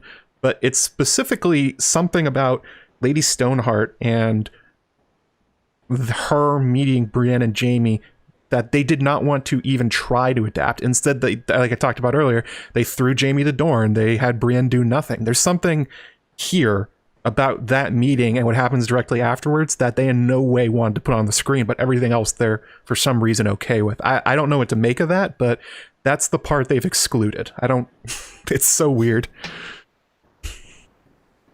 Like that specific meeting, that's the one that they had a problem with. I don't know, doesn't make a lot of sense to me. So we go to the second one, and we had Jon Snow's resurrection coming up. Too many resurrections start to diminish the impact of characters dying. We wanted to keep our powder dry for that. Okay, Michelle, what do you make of that one? So one of my, my like little issues, I guess, it's like, it didn't break the show for me, but I was like, about it, was I don't think they showed, when Jon did come back, I don't think they showed or demonstrated enough how death changes you. Yeah. Because I believe, it's like Beric is just such a fleeting character before, he just starts dying a whole bunch. I actually, a few years ago, I got a copy of like that Game of Thrones in memoriam book that just like, here are all the characters who's died so far, and then Beric's in it like 6 times. Yeah, just keeps biting it. He's obviously very different from other people like who are around there in the Brotherhood Without Banners. So you get that distinction there. I don't know if we get that distinction enough with Jon after he comes back.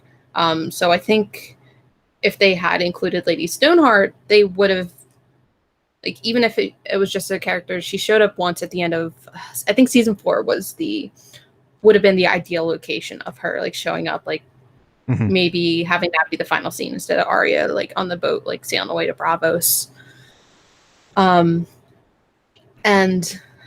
having, that play out, and then, maybe not coming back for a while, like, not having someone who's there all the time, or just even whispers of, this is what they're doing.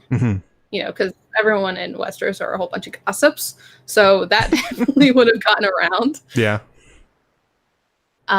So I feel like, having Catelyn show how much death screws you around, because, even though he's different than everybody else, Beric's still, like, a decent-ish guy, and pretty much the same. Like, even in season 8, when, before like the big fight, against the Night King and like his whole giant army, like, he's still, like, seems like decent. Like, I don't think Beric got enough screen time for us to get the idea of how death changes you.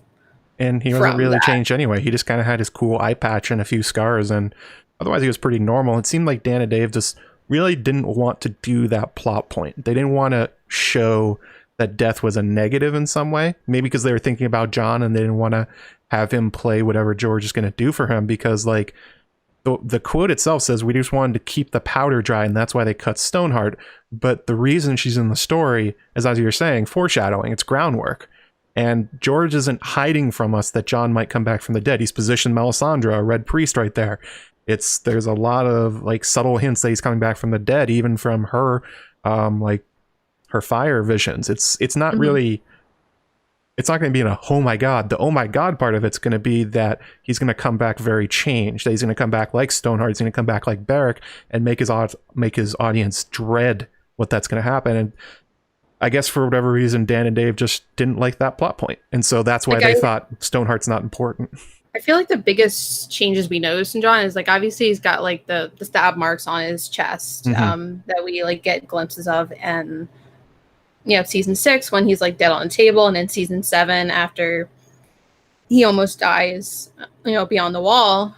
But I almost feel like he has a death wish is the biggest change that I saw, and I personally wanted to see something more. Like I know Feral Jon was a pretty popular theory. Like maybe he just has disregard for lives, and he's not like the the classic fantasy hero that I think Jon largely ends up becoming. Like obviously it gets very complicated at the end when he does kill Dany to like save the kingdoms from her, and like what she'll would bring. But I think it ended up being the Gandalf thing where you don't see enough, or he's a little different at the beginning, but everything's kind of better off, isn't he? Like he survived that weird water thing, apparently because he's undead. Like he's just like a better person because he's just like. Do he worked into a sword? Well, totally did it didn't affect him pretty much. Like they had the brief thing with him and Sansa where he leaves the Watch. She convinces him he has to be King of the North or whatever again, or at least like come back and help him. And then there's some like brief moments where he's a little emo and he's thinking about death and a little more. There's a conversation with him and Beric, but it's nothing like we see with like Book Beric, who's like literally seeing his life evaporate from his memory, or Stoneheart, who has completely changed her value system and is like a totally different person, to the point that George says she's not the same person. Jon is basically the same thing, just like he's recognized that death sucks, and that's sort of it. And I don't know, that's a powerful plot point that George included that either they didn't understand or they just didn't like, because they just that's the point of Stoneheart. That's what George has said. Well, that's one point anyway. Otherwise, because I mean, like we were talking about earlier, they did adapt most of the other things that we think is going to happen with Stoneheart. It's just like the specific part that was excised. And then we get the last quote, which is even more baffling. Catelyn's last moment was so fantastic, and Michelle is such a great actress. To bring her back as a zombie who doesn't speak felt like diminishing returns, Benioff says. All right, Michelle, go for it. You got a quote here. So this was the one. This is the reason I was like, when I read it, and I just thought, I've heard this before. This is not new information to me. And I found an interview that James Hibberd had done with Alex Graves, who directed the season 4 finale, The Children, and he basically said something similar, because the end of season 4, like that was an instance where people were like, where the hell's Lady Stoneheart? What are you doing, show? And Graves told him, to bring back Michelle Fairley, one of the greatest actresses around, to be a zombie for a little while and then just kill people, is really sort of, what are we doing with that? How does it play with the whole story in a way that we're really going to like? It just didn't end up being a part of what was going to happen this season. And finally, one more reason. In case you didn't notice, a lot happens this season. To add that in is something they opted out of. But what's funny is that it was never going to be in the season yet. It took off on the internet like it was going to happen. And one of those instances, which, like I reported on at the time, I know like Watchers on the Wall was debunking, was a bunch of people who had IMDb accounts kept putting in that Michelle Fairley was going to come back and play Lady Stoneheart at some point. Anyone with an IMDb account can edit that information. She was never coming back. I also have a quote from Michelle Fairley. It's from 2014. It was the year after her character was killed off. Went also an interview with Hibberd when he says, do you have a preference at all? Do you think Catelyn's arc should end where it ended, or would you be into the resurrection idea? And she said, "You respect the writer's decision. I knew the arc, and that was it. They can't stick to the books 100%. It's impossible. They only have 10 hours per season. They have got to keep it dramatic and exciting, and the extraneous stuff along the way gets lost in order to maintain the quality of brilliant show." Right. So at that point, like, you know, at least as far as I can tell from this quote, whether or not she wanted to, like, or she would have like been like totally game to come back as Lady Stoneheart, that's not the direction that David and Dan had wanted to go into. Mm-hmm. You know, and as far as Alex Graves, the director, he knew they weren't going to go in that direction. But then again, he didn't know everything, because he had also said again at the end of season 4, the Hound wasn't coming back. And right. Whoops. As far as the Hound, as I told the story, he's gone. How's he going to survive that? You know, that meaning the big Brienne and Hound fight that happened in that episode. Mm-hmm. The real point of it is that she walks away. It wasn't that it's left open-ended. And obviously we know that the Hound came back 2 seasons later. So yeah.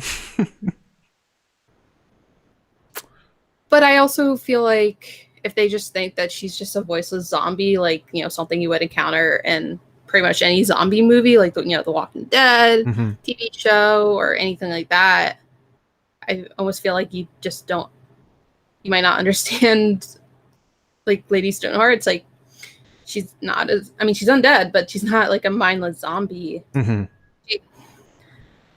You know, if anything, she just has this like very narrow focus on this is what she wants mm-hmm. to happen. And granted, I guess you could argue that with zombies and, like, you know, eating flesh or you know, like, some people are like, oh, zombies eat brains or whatever. Yeah. But I feel like, you know, we see her evolving, and, you know, she does speak. It's just very difficult for her to speak. I don't, you know, so. Yeah, you could always change that plot point if they felt like it. You could make it so she's more audible if you wanted to. Like her, I mean, Michelle Fairley was screaming her head off at the Red Wedding. So, like, she could, like, even if you have, like, oh, well, her throat wasn't cut so deep that it affected her vocal cords. You know, she did wreck them right before she died, so mm-hmm. So it could just be like a whisper or something. Yeah, it's a confusing one, because, like, from the quote you read from Michelle Fairley, that's a fairly diplomatic response from her, where she's like, well, it wasn't my decision, so that's what ended up happening. Not really any sort of like, yes, I would have liked to come back, or I liked what happened. She's just like, it wasn't my choice. So that's kind of where she went with that very professional answer. Like you said, Alex Graves' answer is much the same as Benioff's. It's I don't think it's necessarily true that, like, it would have spoiled Catelyn's last moments to make her Stoneheart. Like, her reveal, according to George, Catelyn isn't Stoneheart. Right. It's a different character. It's somebody else you could play with. It's a different way to take her. It's character development, not the end of her character. It's so yeah, I didn't really buy that one either. I guess I can understand that maybe it's like, if that's your understanding of Stoneheart and you didn't want to waste the money on Michelle Fairley at that point, I guess that's the it sounds like more like a budgetary thing, where they're like, we don't think Stoneheart does that much, so is it worth it to pay her whatever her salary is to come back and do it? Maybe that's the explanation that's underneath these quotes or something like that, if they didn't think it was that important. But I don't know, it seems like not that plausible that you couldn't bring Michelle back and have her do some version of Stoneheart that would have been impactful, I think, or at least beloved. And I definitely know, you know, for as much as, you know, early book readers tried to shield a lot of the show watchers from, mm-hmm. you know, stuff that was happening in the future, I feel like Lady Stoneheart was one of those that got out. Like people who would watch the show, like even before season 4, like knew what Lady Stoneheart was, at least in the general sense. You're right. Like that was one of the early ones. I think John coming back was definitely another one. Yeah, most people knew the resurrections were a thing. So I guess after looking at these 3 answers from Dan and Dave, do you have your own idea about why they decided to cut Lady Stoneheart, since these explanations don't really seem to make a lot of sense? I think so. For example, the episode called "The Winds of Winter" kind of has this thing like at Cersei. Everyone's gathering in the Sept of Baelor for Cersei's trial, and she's like, "We're gonna blow them all up. I'm gonna use like all of the wildfire and like light everything ablaze." And I don't know if that's necessarily going to happen in the books, or at least that way. I think that was just a very efficient way to kill off a lot of characters at once. Mm-hmm. As the story started to get more centralized, started to be more about like, Dany and Jon and the threat from the north. Mm-hmm. So I think cutting this, because for the most part, when Jaime and Brienne, like they eventually get wrapped up into Lady Stoneheart's story, but before that, there aren't really that many characters we notice. Like I know Thoros came back in season 7 Mm-hmm. as a character that we knew and everything like that, but I almost feel like it was a way to kind of narrow the scope of stuff that might not have played into the end game of it was this big, the real threat is in the north. Mm-hmm. So I think, it's going, as far as the Riverlands, that everything happening, I think that she's going to play a role, but I think in the larger term of the story, like, George's story just got, it's getting so big, like it's, massive that I think for them, it might have just made sense to kind of just cut that out completely.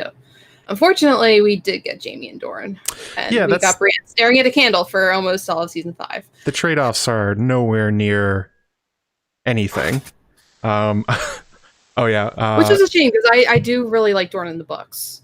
Yeah, Doran in the books is great. It's a great plot. The characters are awesome. I love Brienne, and yeah, like Joe Podrick has definitely made me like Podrick more. So.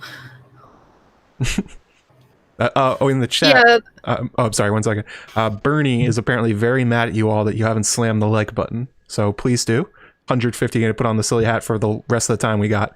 I'm sorry, go ahead. We only need 11 more likes, people. Only 11 more. I was not aware about the silly hat contingent, but my hat isn't silly, but I definitely want to see Bernie will kick your ass. Ooh, I got 9. There you go. So I guess I think that kind of works, that maybe they asked George, when does Stoneheart die? And he might have said during the Winds of Winter. She doesn't make it into a Dream of Spring, and they might have just gone like, okay, well, we're just not going to do it then, because we don't have time to reintroduce and do this whole other plot. But I also think one thing that's very telling about what they cut out is specifically how she interacts with Jaime and Brienne, and how they didn't really have a plan for them after that, or at least a good plan. And I think it comes down to something's going to happen to Jaime and Brienne that Dan and Dave really hated. That when George told them what's going to happen after that, they said, we can't do that to Jaime, we can't do that to Brienne. They're like fan favorites. We really like these characters. Like, for instance, Brienne does not get her face gnawed off in the show. That's definitely a thing that happens to her in the books. So I think it has to do with them and their interactions with Stoneheart, that George is planning to take them down a path that they were uncomfortable doing with major characters, much the same way we saw with Jon, where they were uncomfortable with making him the undead revenant version of Jon Snow. They just wanted him to be the sadder version of Jon Snow. And I think it has to do with that. And sorry. Okay. There's also precedent and not giving an actor whose character got a really gnarly wound, that same wound in the show, because you have a the Battle of Blackwater where Tyrion's nose gets blown off. Yeah. Or like cut off, and they decided not to do that because then they would have had to spend the next 6 seasons doing the green screen with Peter Dinklage's nose, so it looks like it's not it's missing. So they just did that like slash across his face. Whereas if you had Brienne get half her cheek bitten off, you would have to put that on Gwendolyn Christie's face for the next 4 seasons. And which they're not going to do. It's like they're starting to bring in more whites, and the Night King was a big thing. Like they need to spend the prosthetics budget on that, I guess. Right. So, yeah, I think those kind of like wrap up what the actual answers were. I don't think the answers make much sense otherwise. Like, oh no, we're going to spoil something for George. Shut up. You spoiled the rest of his books. Like that's nonsense. Be quiet, Dan and Dave. So I think for the rest of the time we got here. Oh, at 147. Heyo. 48. 148. Oh my God, my thing's lagging out. So we got some questions here from patrons, and I thought we'd just go through them, kind of just rapid fire them out. We covered a lot of these already, but should be fun. One here from let's see here, Ramona Zamfir, who gave the $10 before the stream started. She asked, in her life as Catelyn Tully, she was quite a terrible stepmother for Jon and mistreated Tyrion, who later became her son-in-law. Oh wait, hang on, I broke these up wrong. So the question is basically, I think, what will happen to Jon if he interacts with Lady Stoneheart? What do you think about that? We got a hat. We got silly hat. Hat time. Oh, I have to see the video back up. So there we go, you guys. You did it. Perfect. We got our silly hats on. Well, I got my silly hat on. Your hat actually looks normal. There you go. If you guys slam it out for another 25, I'll put on the other one. So yeah, what do you think? Do you think Lady Stoneheart will interact with Jon again? And if she does, how do you think that will go? I honestly don't know, because the idea of Jon going south just seems so foreign. South to like King's Landing. It just seems so foreign to me right now, even though it does happen in the show. It's just, and despite, him being Rhaegar's son, it just seems like why would he? It's like a Stark who goes south. It never ends up well for them. That's true. So, I mean, I think it depends what her motives are as far as whether she is trying to eventually honor parts of Rob's will, like that may or may not mention Jon, and make sure that he gets Rob's crown, I guess. Mm-hmm. That could be a possibility. If she has this moment, I think it would have worked better in the show than the books, because you see that part of Catelyn where she expresses regret for like kind of wishing that Jon would die, and then he got sick as a baby. Mm-hmm. Whereas I don't believe the books don't have a scene like that. So yeah, show wise it would be like, oh, if she gave the kiss of life to him because he could still like avenge the Starks or something like that. But I'm not sure how that point A gets to point B in the books. Yeah. Also, you guys in the chat, we're doing the Q&A stuff, so if you have any questions we didn't get to, I mean, we're going to answer some here from patrons. Just throw them in the chat or super chats if you want to make sure we answer them, that kind of thing. I think Catelyn's going to go out of her way, or Lady Stoneheart's going to go out of her way not to meet Jon if she can avoid it.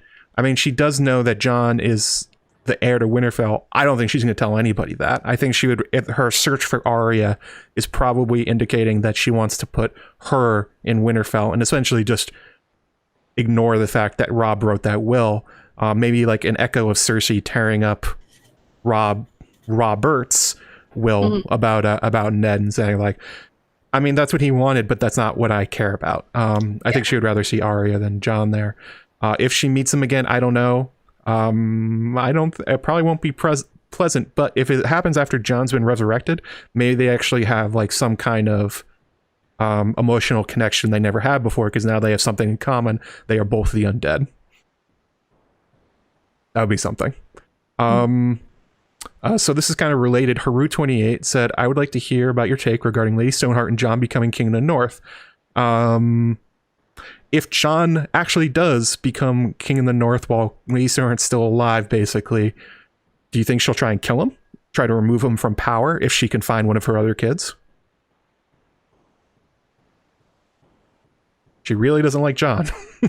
I feel like right now her focus is so set, on getting rid of anybody who's, associated with the Red Wedding, that I don't think that, Jon would be a major priority. It's not like, oh, we need to get the Starks back into power. It's we want to avenge them. Like that sort of thing. So maybe if all of the Freys and the Boltons and the Lannisters are dead, maybe she would like. After she crosses so many people off her list, all right, now we'll get to Jon. Yeah, like she makes Arya's list look like a Post-it note. That's true. She has a real, actually, a connection between her and her daughter. Long list of people to kill. Yeah, I think that's right. I think the only way she would care or like go out of her way is if she had a claimant. Like if she got Rick on somehow, or she got her hands on Arya again, and then Jon was on the throne of the North, and she was basically done with restoring the Riverlands to the Tullys. Maybe she would do something about it. But I don't know. It's... That's a long way in the future, basically. Like, we'd have to get past whatever's going to go on with Jaime and Brienne, and then get to the North, and then Jon be resurrected, and then Jon become king before like any of that comes into play. And I don't know if George has the time for like a Lady Stoneheart versus Jon. Yeah, like even if the next 2 books are 1,100 pages each, that's a lot of ground to cover. Although I do find it interesting that Kat is sort of still running Rob's game plan, where she's been going to like Hagsmire, she's been going almost to the neck. There's theories out there that she's been in contact maybe with Howland Reed, that maybe she is following some part of his plan to reclaim the North while also taking back the Riverlands at the same time. That's one of those things I meant when I was talking earlier about like she has other things she's trying to do. One of them is that she still seems to be going after Rob's reinvasion of the North plan, at least in limited ways. She's keeping in contact with the people that were involved, it seems like. Let's see here. Question from the chat. Molly Hyde said, is Lady Stoneheart going to play a part in the Long Night, or do you think her character will be played out, or I guess dead by then? I tend to think she's not going to make it to the Long Night. I think she's probably going to burn out in the Winds of Winter. Either somebody kills her, or she just like fades away, basically gets her vengeance and decides there's nothing else left for me. Yeah, I don't, just like it's hard for me to picture Jon going like south of Winterfell. It's also hard for me to picture Lady Stoneheart leaving the Riverlands, because that's just been the biggest focus of her plans of vengeance. Right. Or if anything, like they would go like to Casterly Rock to take out the rest of the Lannisters, but that's after House Frey's like gone. And that's a big ask. Yeah. And as far as the Boltons go, like I feel like, Stannis' army is about to, attack them. So even if the Boltons win that battle, Winterfell, they're probably not going to be as like, they'll be weakened if they're not destroyed. So she also doesn't have that many men. Like even if they gather up the remaining Tully forces or whoever is left in the Riverlands, they do not have an army capable of sacking Casterly Rock or marching through the neck and taking out the Boltons. It may end up like Arya, where she's finding that people are being knocked off her list before she can get there. It's like, all right, well, taking out the Freys and the Lannisters that are in the Riverlands is already a mountainous task. It's like, I think the ambition of her vengeance is pretty wide, but like the ability to get it is probably pretty narrow. I think George is very specific in that way. I mean, like she doesn't even have the whole Brotherhood without Banner. She has half of them.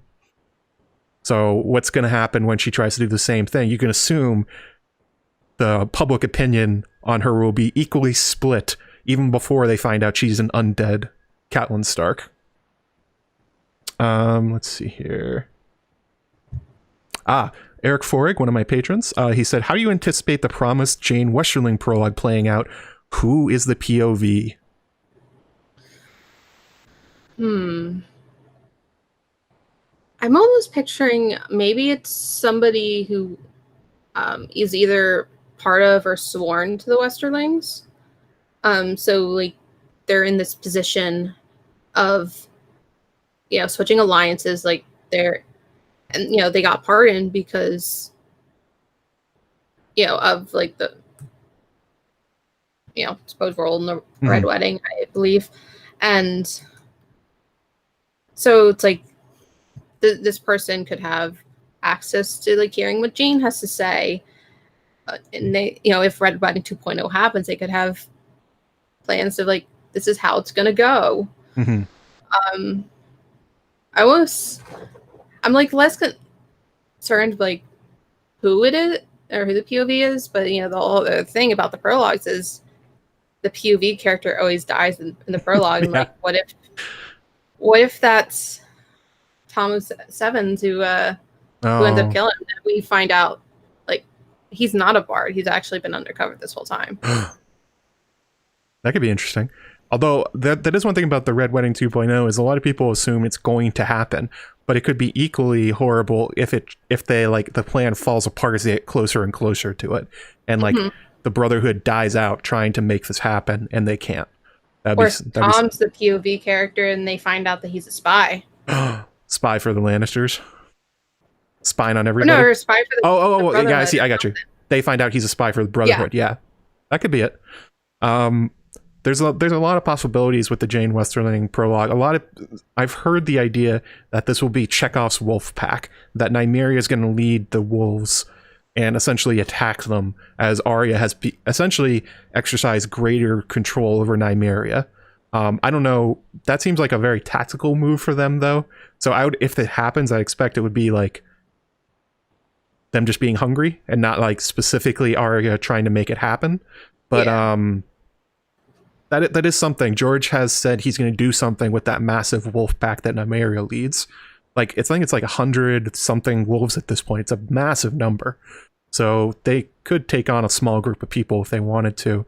The other one that I think I talked about this earlier, the Brotherhood Without Banners may be there to rescue Jane Westerling for Stoneheart to figure out if she's pregnant, or maybe just to protect her. Maybe there's some lingering feelings. She didn't particularly like Jane Westerling, but Robb loved her, so maybe that would be a motivating factor for Stoneheart. The POV, the most interesting one I've heard is oh god, what's his name? Hang on, the executioner. That's the mute one. Ill Pain. Ill Pain. Some people have wondered if it will be Ill Pain, considering George has put a lot of time of Jaime just talking to him. And like having all this information he's not supposed to have. So that would be an interesting one, but yeah. It doesn't have to be someone important. I think that's the important part of the prologues and the epilogues. I mean, you think about who they are, it's like Merritt Frey and Pate and Chet. And it's like a lot of these are really minor characters that you would, if you had to do a quiz, you wouldn't be able to name. So it just has to be the person in the right place rather than an important character seeing this. Yeah. Let's see here. Amy Blackfire from the Patron Slack, she said, what is George doing with these undead characters like Lady Stoneheart and Beric? Is he making a commentary on revenge, the value of life, or something else? That's a deep one, Amy. What is he doing? In a lot of his stories, he has undead characters that regret it. Like, especially in A Song of Ice and Fire, there was no undead character who's like, wow, this is awesome. The House of the Undying seem pretty unhappy with what's going on with them. Or at least they're like, they're not psyched about it. They're a bunch of weird corpses sitting around a blue heart, and they can't really do anything with their undeath. Bloodraven seems pretty unhappy with it. Beric and Stoneheart are both unhappy with it. So I think it's sort of a commentary on sort of the wish that people have that if you could come back from the dead, what it would be like. And George is like saying over and over and over again that you would not want to do it even if you could.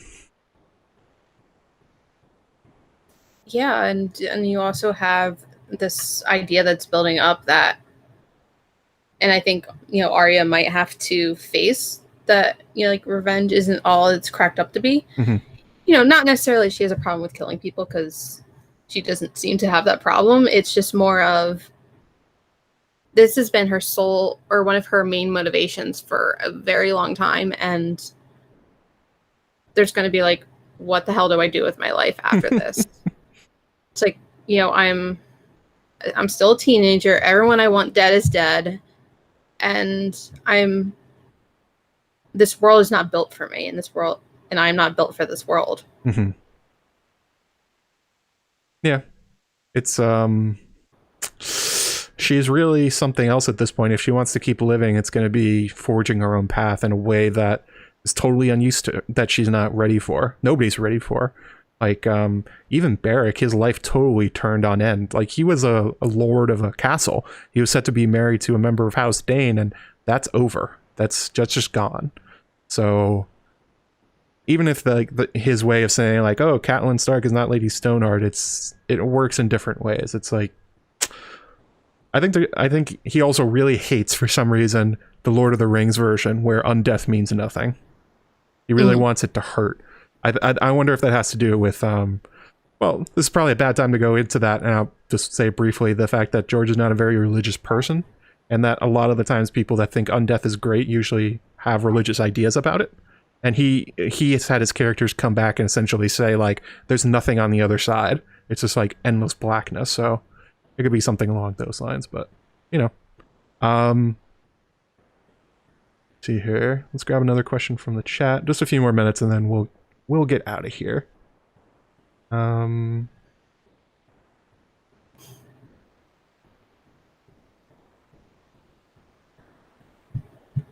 I know, so Sophie B. Powerhouse mentioned she thinks the POV for the Winds of Winter prologue might be Jane Westerling's mother. Do you have thoughts about that? I think it's her father that's going with her. I think I was reading about that this morning. The father would also be interesting. Sybil Spicer, I think is her name. I'm not sure where she is, but, you know, it could be. If it would be seeing her carefully laid plans for Jane, and with the Lannisters falling down around her, that could be something pretty horrible. Mm. Oh, a question here from Guilty Undertaker. Like Lady Stoneheart, Melisandre doesn't need to eat or sleep. She's also very old. Could Melisandre be a Fire White as well? I've heard this one before. It's she hates sleeping, although she can. She barely needs to eat. She feels something. She calls it R'hllor's fire in her veins, which sounds like what happened when Stoneheart got revived by Beric. Thoros said there was like a transfer of life fire or something like that. I mean, I don't think it's out of the question that's what's going on. How long would a Fire White be able to live? Like, indefinitely, right?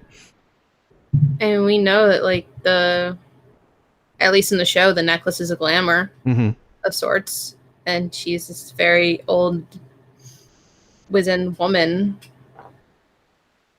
who is like, you know what, I am just tired and I need to go to bed. At the end of that episode, falls over and dies. I did actually like that ending for Melisandre, where she just walks out and dies with her purpose done. Like, the other question of whether or not she's, you know, a Fire White of her own is if she resurrects Jon, as, you know, largely seems like it'll be, you know, be the case. Does that mean she would die after that? I don't know, because you were talking about earlier, like, Beric seems like he has nothing going on, but Melisandre's description of her own relationship to the fire inside of her, it's like, it's overwhelming. There's too much. So if we're going with the idea that, like, you have a bottle inside of you of life fire and how much you give out to resurrect somebody, it seems like Melisandre's is overflowing. So I think she'd probably stay alive. And George has said that she's going to have at least 2 or 3 POVs, I think. Something that Bryn Beefish wrote about recently. So I don't know. It seems like Melisandre is going to make it to the end game, at least so she can see how wrong she is about everything. George seems to be very serious about making sure Mel at some point recognizes that Stannis is the wrong guy and to find her real purpose. Resurrecting Jon would work in that way. Like, if she's like, oh, Jon's Azor Ahai, I have to resurrect him. Now my purpose is done. I don't know if that's the only thing she's going to do, basically. But you never know. Let's see here.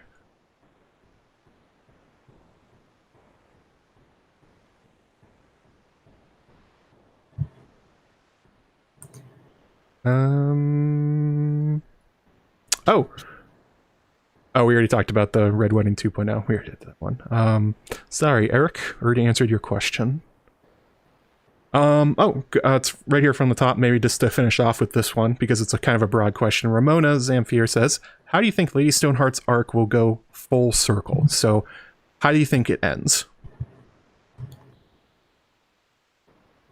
I like the idea, if we're talking full circle, that she passes the fire that's keeping her alive right now to someone else. Mm-hmm. I mean, it would be interesting if, it showed that she eventually, evolves to, if it ended up being a character that she, according to her rigid morals, she would want dead. Like if it was Jaime, for example, I mean, I don't know what the situation would be that Jaime would need, like, the kiss of life or anything like that, but that would be an instance of that. Or if she was able to give that to one of her kids, whether it's like Arya or something like that, or if she's just able to see like the House Stark isn't dead, because it does seem like that's because most of them just don't know that anybody's around. It's like Sansa hasn't seen any of their Starks since the first book. Arya, same thing. Jon's been up north since like pretty much the very beginning, and Bran is, beyond the wall, and he's like with the three-eyed raven, and then Rickon is presumably on Skagos.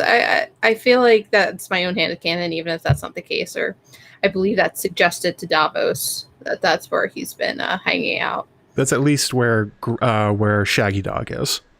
Yeah, we've seen that through the hanging out with the unicorns. Yeah, we saw Shaggy Dog eating a one-horned goat, which people think is a unicorn. So he's probably actually on Skagos. For me, I wonder if it will be a callback. We haven't talked about him at all, but Bran, and that one of her first instance of like pseudo undeath was after Bran fell, and she like stayed up for days on end, which we know she's doing now. She defended him by taking the cat's paw dagger to the hand, and basically almost killed herself trying to keep him alive. And I wonder if George is planning some sort of idea of coming back where that's going to happen again, where Stoneheart will maybe interact with Bran, but it could be any of her kids, and finds herself in a situation where she sacrifices herself for them and sort of gives up on the vengeance. It would be interesting if George actually presented it in a way that she had a choice between vengeance and helping out one of her surviving kids, and which one she goes for, considering she's pretty much just going all in on the vengeance at this point. Yeah. I don't know how she would interact with Bran, or most likely it would be Sansa at this point, but any one of them would be, I think it would be a nice way to tie it up if George had her go back to that role. Like reclaim that last little part of herself again. Yeah. I feel like it would make sense if like one of the kids was involved, because that was just such a big part of Catelyn's identity. Was her love and like how much she cared about and made sure that they could all like function in the world, especially, the very likely that most of them would end up going south for whatever reason. Like if Rob was going to take over Winterfell, and then, Bran would maybe be a knight up there, and then the other three could be used for like more advantageous marriages in other places. Obviously it didn't happen, but I think in her idealized like view, and also that probably all would have happened several decades from now, when Ned died of old age, which we also know didn't happen. Yeah, about that one. A couple of good suggestions from the chat. Lemmy B says making peace with Jon. That would be something. That'd be an interesting one. Also, Sasuke says Lady Stoneheart to figure out everything Peter did to ruin her family, and then having that be the end of her story. I think any of those would work. Something calling back to a Game of Thrones plot would be interesting. I don't think she's figured out Littlefinger's role, but if she meets Sansa, she will. Mm-hmm. Sansa hasn't pieced it together, but if Sansa tells Lady Stoneheart what she's seen, I don't think it will take Stoneheart long at this point, where she has become so focused not only on vengeance, but also that she's essentially trusting no one, that she would see through Littlefinger instantly in a way she didn't when she was Catelyn Stark. I mean, at the very least, that we know, or Sansa knows that Littlefinger loves Catelyn and then killed Lysa, yeah. Lysa, yeah. So that could be something. Any of those would work. I would be happy with any of those. Some sort of a full circle. I think it would still have to, maybe it would be with Sansa, because Sansa and Catelyn are so heavily linked. Maybe that would be the one George would choose, and it's the most likely at this point. But yeah, I think that's it for the stream today. Michelle, why don't you tell people where they can find you, what you have coming up, all the plugs. Yeah, so you can follow me on Twitter at Michaw. It's Michejaw. I'm not on YouTube. I mean, I technically am. Right now, yeah. Comment. But yeah, I don't really post anything on there. No videos. I'm a little bit of a hermit. And yeah, you can find my work at the Daily Dot.